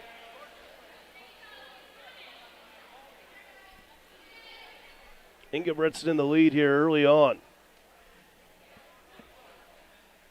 Big matchup right now as these teams go pin for pin. So far, no one's got out to more than a 6-point lead. Ingebretson nearly had her pinned. She got 3, though, on the near fall. 7-2 our score as we approach the 1-minute mark of the first period.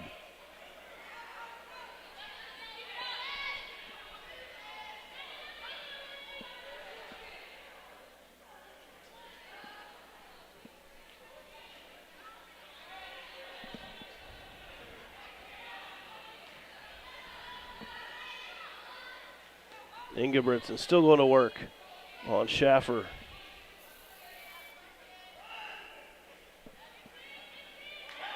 Looking for any team points possible here. She's got her close to her back once again. Ingebretson trying to get the pin. Schaffer almost rolled out of it. Ingebretson has to be a little careful. She got a little loose on her there. There we go. Works back onto her. Man, Schaffer's been able to roll out of a lot. She's a young wrestler, just a freshman, Hope Schaffer of West Marshall. And now she's trying to work on a reversal. But still there on top is Ingebretson. She got another 3 points and leads 10-2. And that's going to end the first period. High-scoring first period. Elise Ingebretson of Ankeny Girls Wrestling leading Hope Schaffer of West Marshall. 10-2 after 1. At 125 pounds.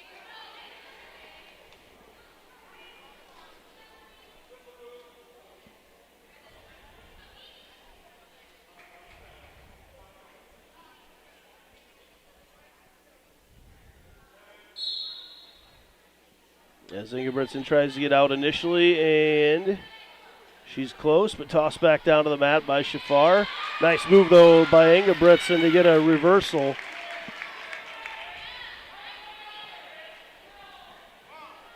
Driving her hips in. She's got Schaffer down to the mat, close to a pin.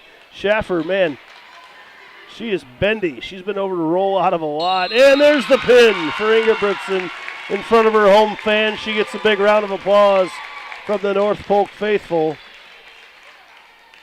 The junior, Elise Ingebretson, with a pin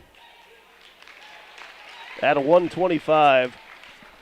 That's a big one to move Ankeny Girls Wrestling up to a 12-point lead here in the dual scores, 36-24.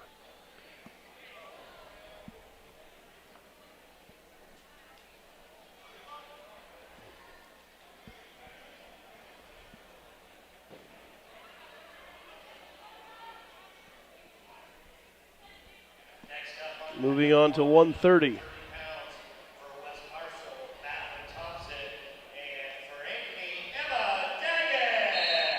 Emma Daggett, another North Polk wrestler here, will be wrestling for Ankeny Girls Wrestling. Daggett, the junior, against junior Madeline Thompson of West Marshall. Daggett ends up on top right away of Thompson, and she's going to try to pin her on the edge. She's got to keep that foot in, and they're off the mat.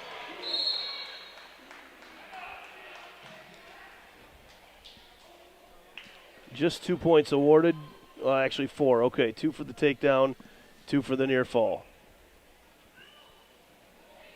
Thompson will start down on the mat.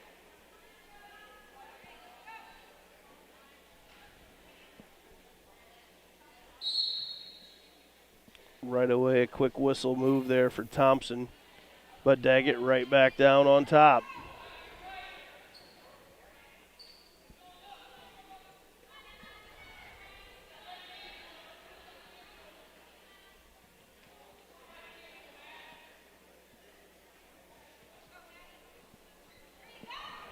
And Thompson rolls through, and now she's on top of Daggett.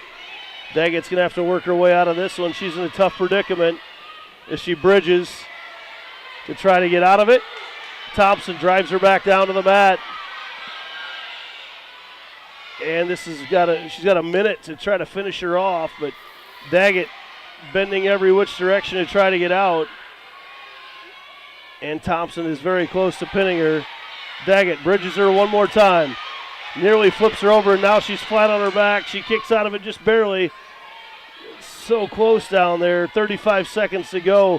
Daggett trying to get out of it all she can. She's bending over, and there's the pin as Daggett went to her shoulders to try to push up and was on the mat long enough to give up the pin. And just like that, this dual score is very close, 36-30.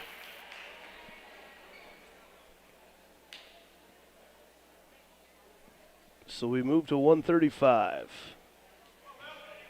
Lily Hans for Ankeny Girls Wrestling against Sienna Frickson of West Marshall.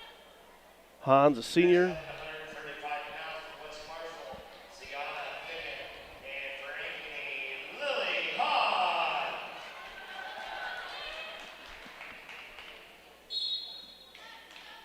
The big match right now as we have just 2 more to go. Hayden Bratwin and Dana Cleveland wrestling for Ankeny. Need to win, well, probably 2 more matches here in this one. Just starting off here, Sienna Frickson of West Marshall and Lily Hans of Ankeny Girls Wrestling.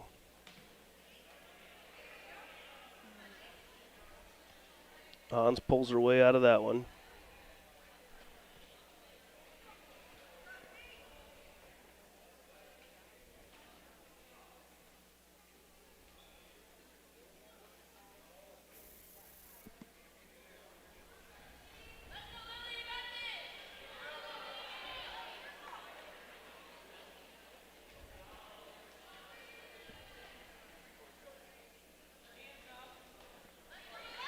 Friskin goes in hard.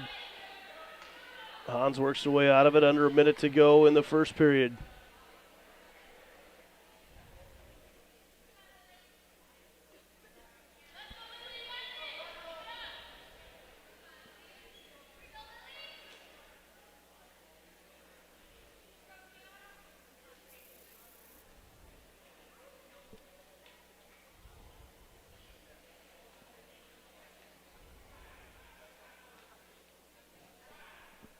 Still nothing here as they work their way off the mat.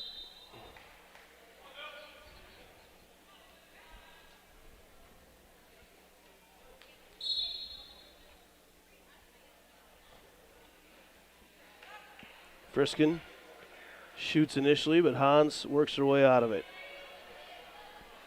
Heading towards a scoreless first period.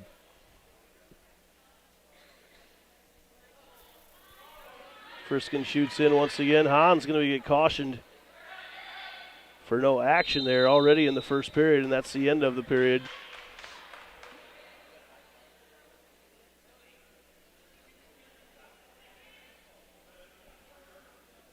(0-0) between Friskin of West Marshall and Lily Hans of Ankeny Girls Wrestling.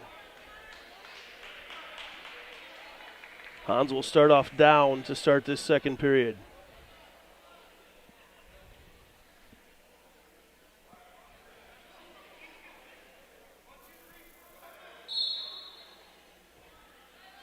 Hans up quickly, and off the mat they go. No points awarded.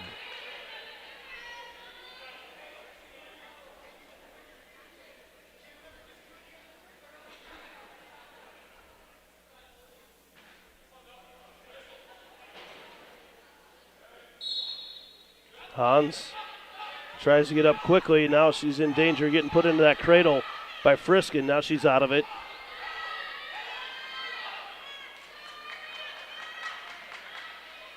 Friskin working her dangerously close to a cradle. Hans nearly got up. Now she's in on a leg.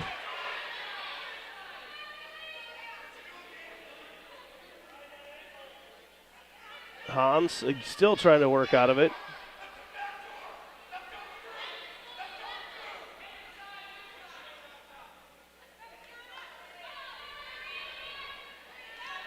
Friskin still working. He has Hans flat down to the mat.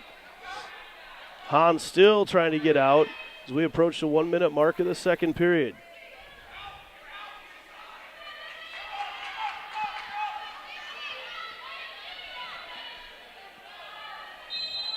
And stalemate.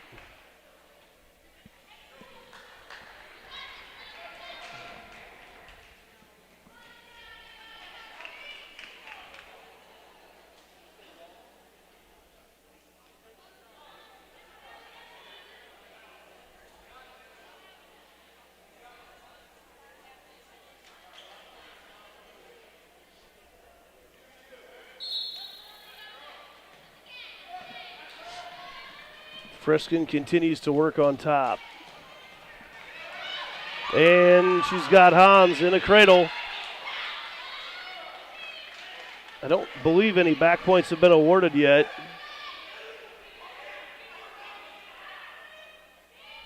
And now Hans trying to get turned over and goes face to face with Friskin, but 3-point near fall awarded to Friskin. 20 seconds for Hans to try to get out. Friskin has ridden her out this entire second period. That after Hans was nearly out on her initial move, but they got off the mat, and she's never been able to get to that point again.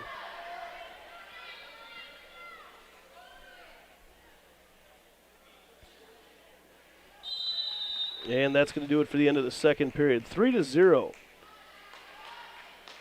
Friskin of West Marshall leading Lily Hans of Ankeny.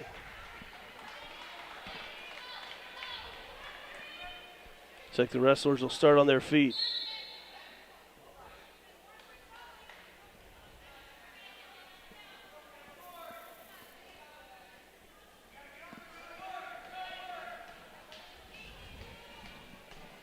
Hans has not been very active on her feet tonight.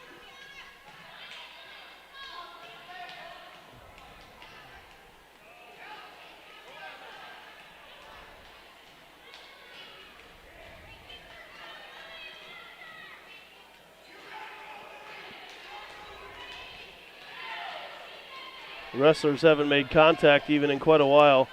There, Friskin shoots in, but backs off, and she's in no rush. She leads 3-0. Hans is going to have to make some action happen.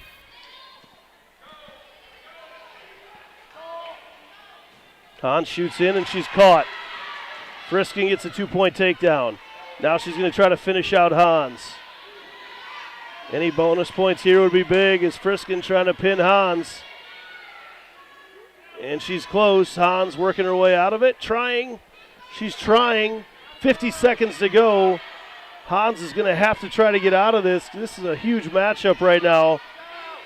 As Hans still trying to work her way out. She's got to try to get out of it. Still trying to get out as she gets her head pulled right back in. 35 seconds to go. Shoulder apparently must not be down on the mat. It looks tough from up here. Hans is still working to try to get out. Keep that to the decision. She can't do it. A big pin for Friskin, the senior. Pins Hans, and that ties us back up at 36. Couple big matchups to go here at the end of the night, including this next one. Freshman Hayden Bratland against Kylie Schuler of West Marshall. We've got 2 matches left, and we're tied.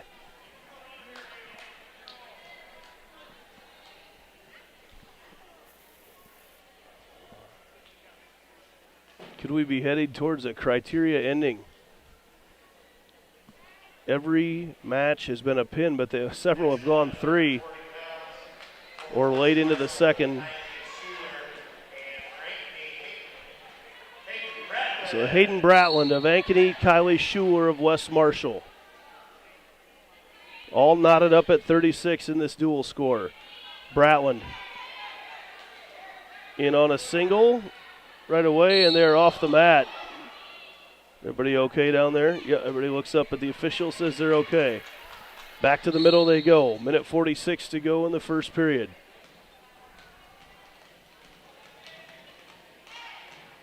Bratland trying to work her way around on Schuler.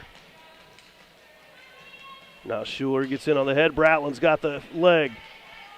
Trying to pull her in and get that takedown to start things off. And she does there on the edge of the mat. 2-point takedown for Bratland.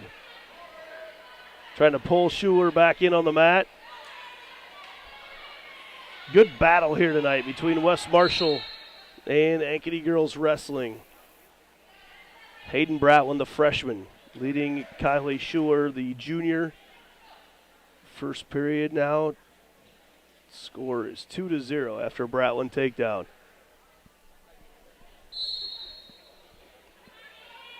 Schuler tries to work her way out of it right away, but Bratland right there.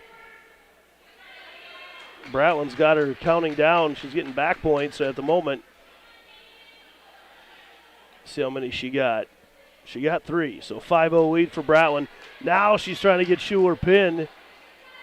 Official's trying to work his way through, and Schuler, as she spun out of it, got slammed to the mat. And that's a big one. I mean, the worst that we'll do here is go to criteria, but Ankeny coming at it with their hammer right now, Dana Cleveland.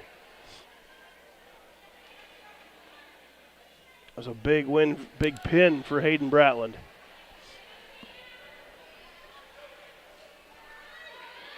We get ready to finish this last match between West Marshall and Ankeny. Winterset and Algona wrestlers, we ready to go. We'll start at 170 pounds. It'll be a quick break before we head to the match with Winterset after this one. Dana Cleveland trying to close it out for Ankeny Girls Wrestling. Cleveland against Lillian Fisher of West Marshall. For West Marshall, Lillian Fisher, and for Ankeny, Dana Cleveland.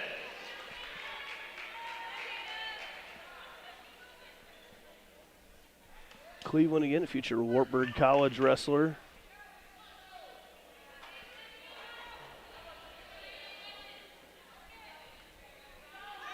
Fisher shoots in. Cleveland able to get out of it and get the takedown. 2 points for Dana Cleveland.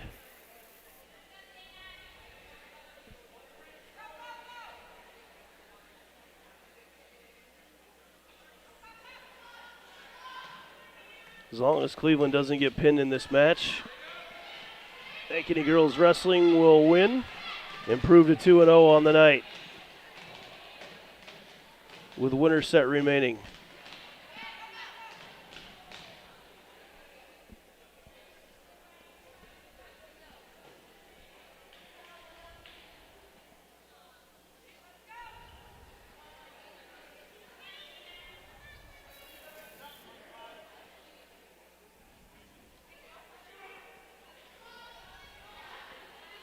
Cleveland continuing to work. Nearly has Fisher turned, and she does, has her getting counted now. Very close to a pin here. She's got 25 seconds to finish her off.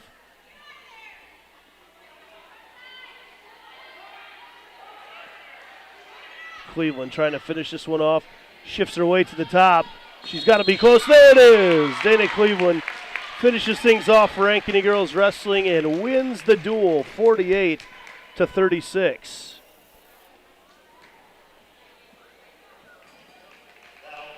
We'll take a quick break and be back with Ankeny versus Winterset right after this on Centennial Digital, driven by Freedom Tire.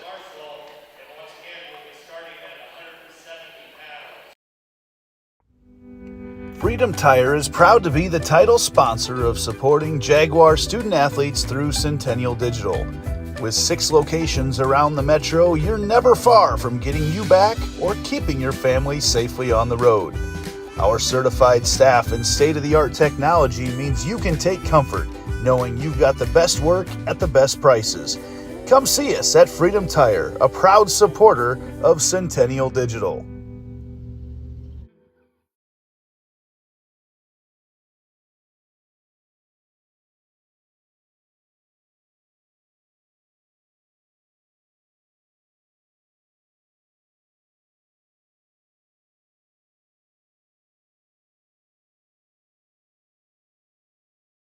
So when an athlete walks into Nick Garage Fitness, the one thing we want them to know is that this is a phenomenal community. We have the best coaching, we have the best technology, we have the programming that can help them succeed. So whether it's trying to get on JV for the first time, going to that next level on varsity, going from a second string to an all-state player, we have the tools, we have the programming and the coaching in order to take each individual to their next level.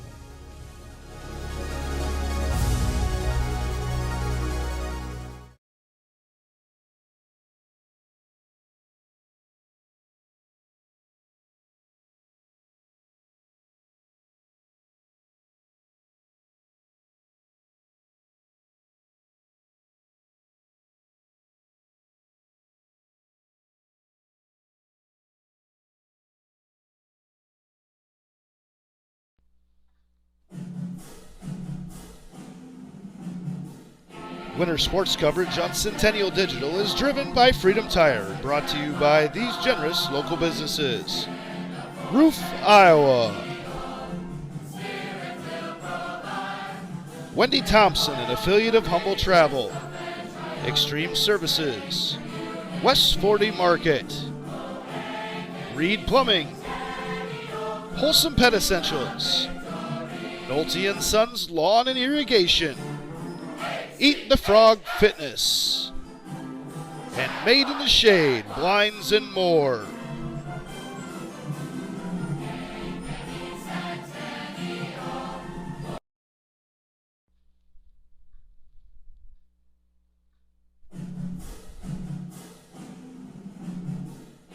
Winter sports coverage on Centennial Digital is driven by Freedom Tire, brought to you by these generous local businesses.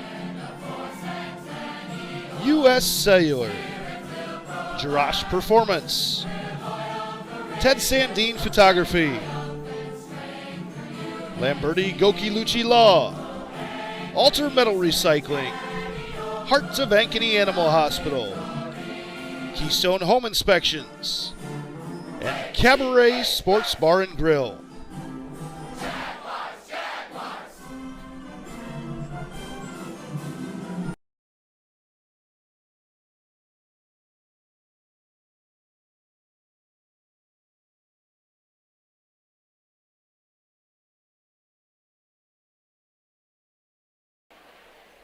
Welcome back here on Centennial Digital, driven by Freedom Tire. Tonight on the Central Iowa Sports Network. Thanks to Peter Tarpey and his team there, as always, for allowing us to use their airspace. It is now time for Centennial, the Ankeny girls wrestling team, which makes up Centennial, Ankeny, and North Polk, to wrestle Winterset. This match originally scheduled for 7 o'clock will start just a little bit late. We're going to get started at 1:70. Leah Brownlee for Winterset will be wrestling Josie Bishop for Ankeny Girls Wrestling.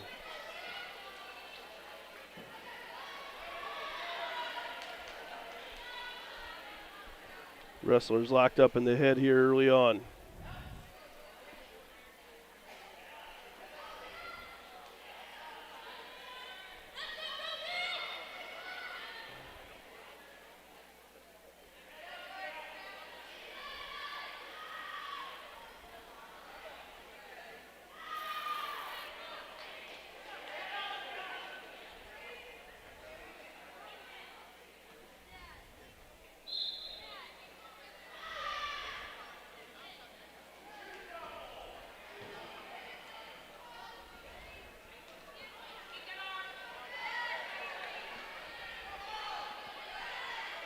Right away here, Bishop in on a single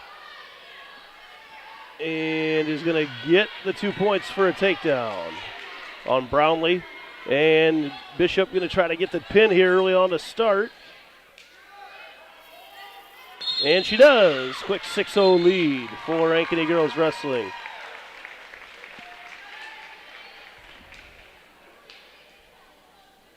At the exact same time, there's a pin on mat number 2 as well. So Josie Bishop gets a pin there. It looks like we're going to have a forfeit at the next weight at 190 and at 235.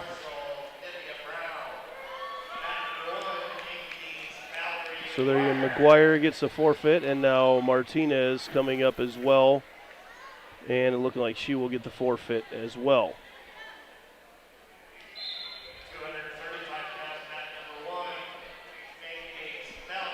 So just like that, it's 18-0. Again, I don't think that the team scores are going to come much into play here against Winterset as they're wrestling here with about half their weights filled.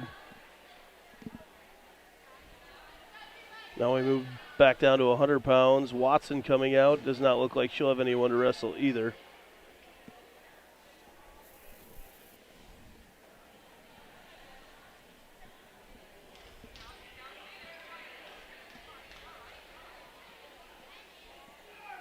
Watson comes out and she gets her hand raised as well. 100 pounds, that's Ankeny's Lauren Watson.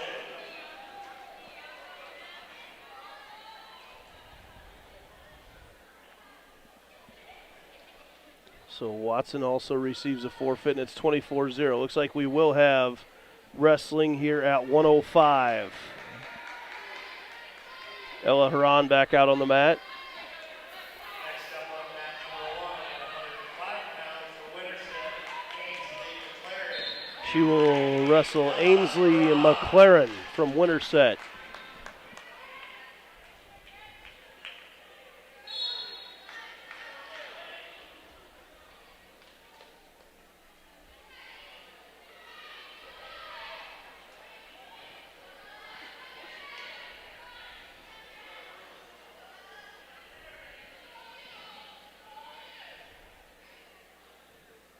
Haran, initial shot there, fought off by McLaren.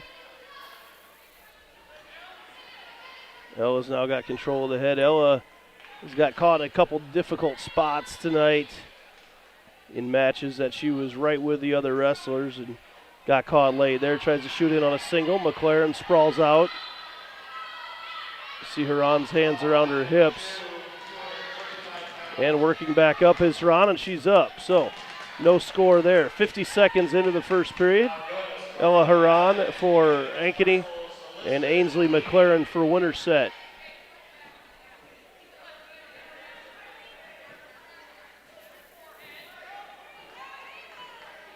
Locked up once again right in the middle. Haran shoots in, but McLaren right there. And Haran pulls in on a single, trying to pull it in and get up, and Haran gets caught on her back by McLaren. And 2 points awarded to McLaren. And she's on top 2-0 with 35 seconds to go in the first period. Haran trying to get out of it. And now Haran works her way over. McLaren ends up on top once again.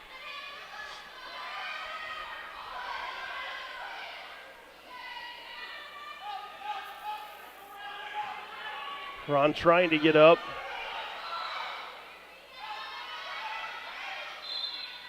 And thrown back down to the mat with 10 seconds to go. McLaren with a takedown about a minute in, and she's ridden out Haran the rest of the time. And that's the end of the first period. 2-0, Ainsley McLaren for Winterset leads Ella Haran for Ankeny girls wrestling.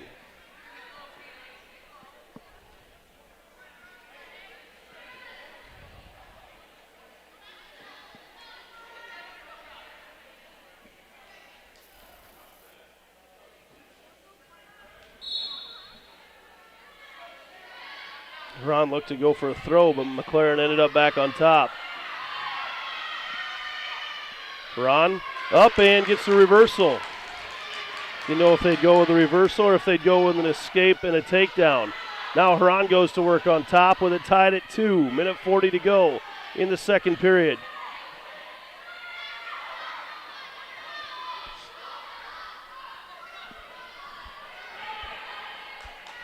Huron trying to get her arm out of there. McLaren trying to pull her back onto her back now. McLaren back up on her feet. Now leads 3-2. McLaren shoots in. Huron sprawls, trying to get out. There's some long arms by McLaren. Trying to pull Huron back in, and Huron ends up on top after McLaren's shot. And Huron's going to work now. No points awarded yet as McLaren still has Huron's leg locked up. No points awarded, but once Huron gets her leg out, it will be.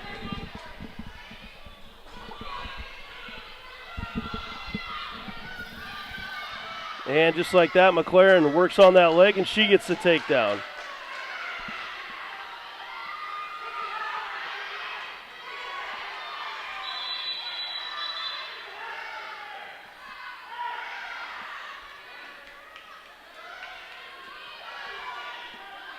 So McLaren leads 5-2.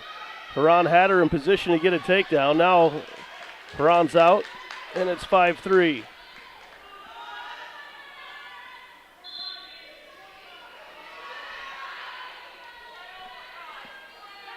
McLaren shoots for a takedown. If Huron can get her head out here at the end, 3 seconds. 1 second, can't quite. She got it right at the end to tie it up. Ella Huron just needed to get her head out there. I say just, it was a tall task. She got her head out of the headlock, and it tied it up at 5 right at the end of the second period. So we head to the third period all tied up.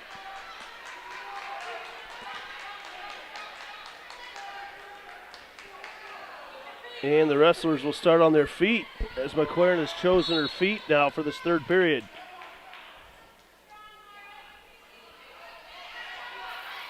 Huron gets caught with her ankle, but she's trying to work her way around McLaren, trying to pull it in.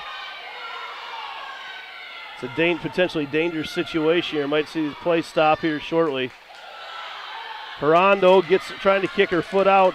We saw this exact same position the second period. McLaren was able to pull in and get the takedown. This time, Huron gets out of it, and she gets the takedown. Now leading 7-5. Ella Huron, senior for Ankeny Girls Wrestling. Against Ainsley McLaren, she's got her turn. Not enough to get counted. Minute 15 to go. Actually, they did. They gave her 2 points. So Huron leads 9-5. She may want to get back up to her feet to finish this one off. Avoid getting caught in a bad position as this one finishes off. Now has McLaren turn. She's got her on her back. Huron trying to get the pin, and she does. After a back and forth match in the third period, senior Ella Huron gets the pin tonight with 57.5 seconds to go in the match. And now Ankeny Girls Wrestling leads 30-0. Big round of applause for Huron.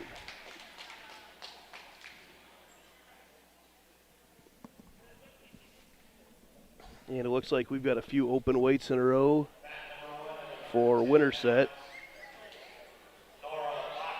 Bacchus gets the forfeit at 110. At 115. Are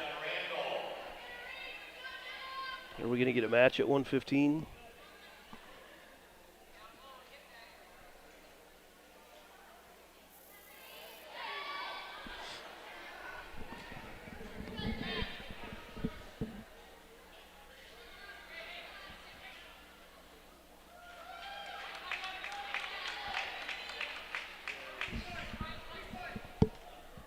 I believe that was Trudy Hogg that just got a forfeit as well.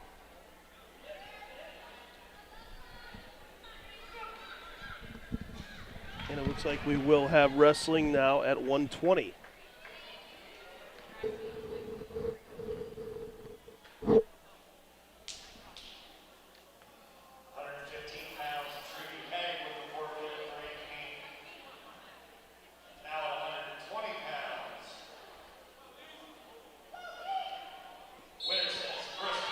Elise Ingebretson. Wrestling Bristol Tadlock for Winterset. Ingebretson has her bound to her back fast.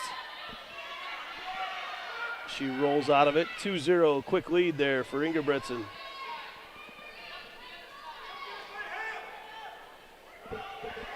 Ingebrigtsen working on the pin. And she does. Pin for Elise Ingebrigtsen in front of her hometown North Polk crowd here tonight.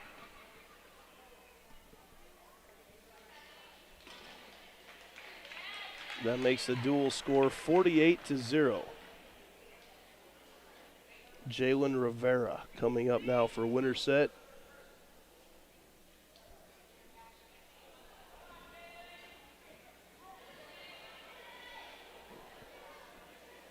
Next up at 125 pounds, mat number 1 for Winterset, Jalen Rivera.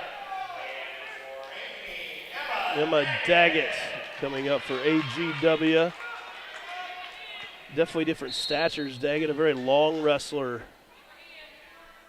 whereas Rivera much more compact as they get locked up.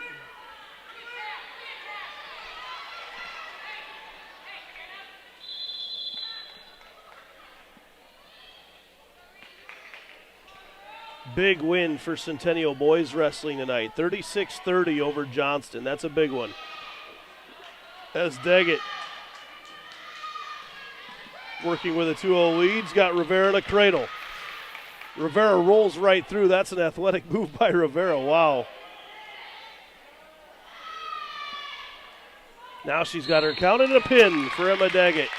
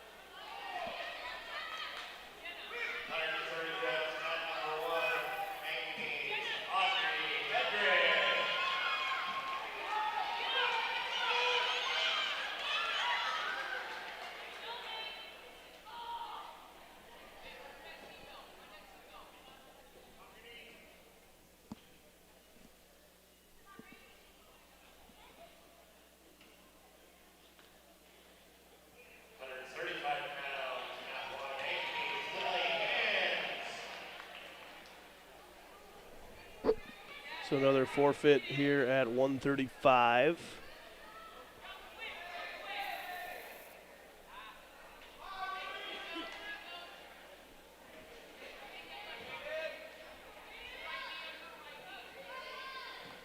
next up on mat number 1, 140 pounds, Winterset's Alona Schwabi and Ankeny's Hayden Bradley.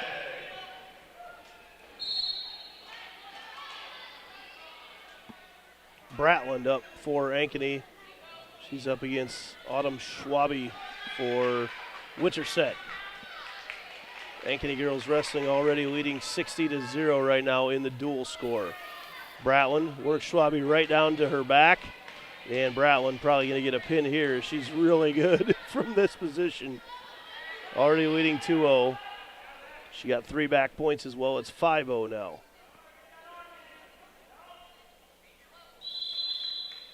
Want to be sure and thank Athletic Director Matt Eichhorn and his staff up here at North Polk. Could not have been more accommodating here tonight for us as Bratland gets the pin. Man, it's been a fun setup for us here tonight at North Polk High School, just up the road in Algona.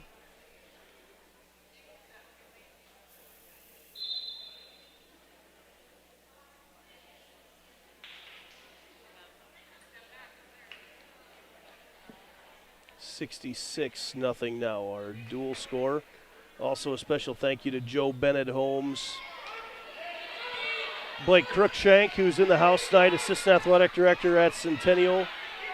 I know Mike Baker, the Acting Athletic Director at Ankeny, and Nate Lindgren, Athletic Director at Centennial, are both at that boys swimming meet tonight, which you can also find on the Central Iowa Sports Network. So a lot of people have had their hand in making this all work out. It's been a great night of sports for Ankeny and Centennial.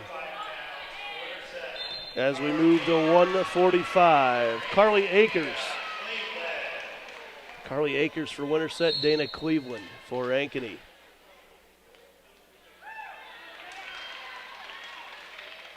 Cleveland, the future Wartburg Knight education majors, which she plans on going to study in college. Has a track season to work through first, though. As she looks to get a double there at the edge of the mat, lets up right at the end. Next up on mat number 2, 110 pounds, Algona, Laura Store, and West Marshall's Olivia Frost. 30 seconds into this first period.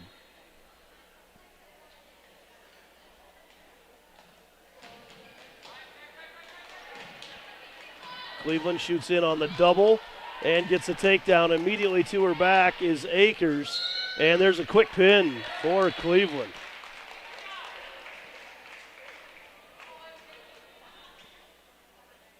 $72-0 with one match to go. Haley McGrew, if she can get a pin, this will be a record for Ankeny girls wrestling. 78-0 is the most you can win by.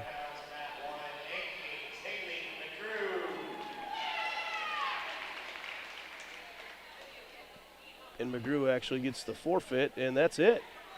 So Centennial ends up beating Winterset 78-0, the final. That's it for tonight. We'll be back on the Ankeny Activities Network tomorrow night on Central Iowa Sports Network with Ankeny basketball. Urbandale in town will be on the air about 6 o'clock there. For everybody here at North Polk High School and Ankeny girls wrestling, Coach Dustin Rolling and Centennial and Ankeny, Joe Bennett Holmes, Freedom Tire, thanks everybody for watching tonight. 3-0 night for Ankeny girls wrestling. We'll be back with them on Tuesday next week. This has been another production of Girl Dad Media here on Centennial Digital, driven by Freedom Tire.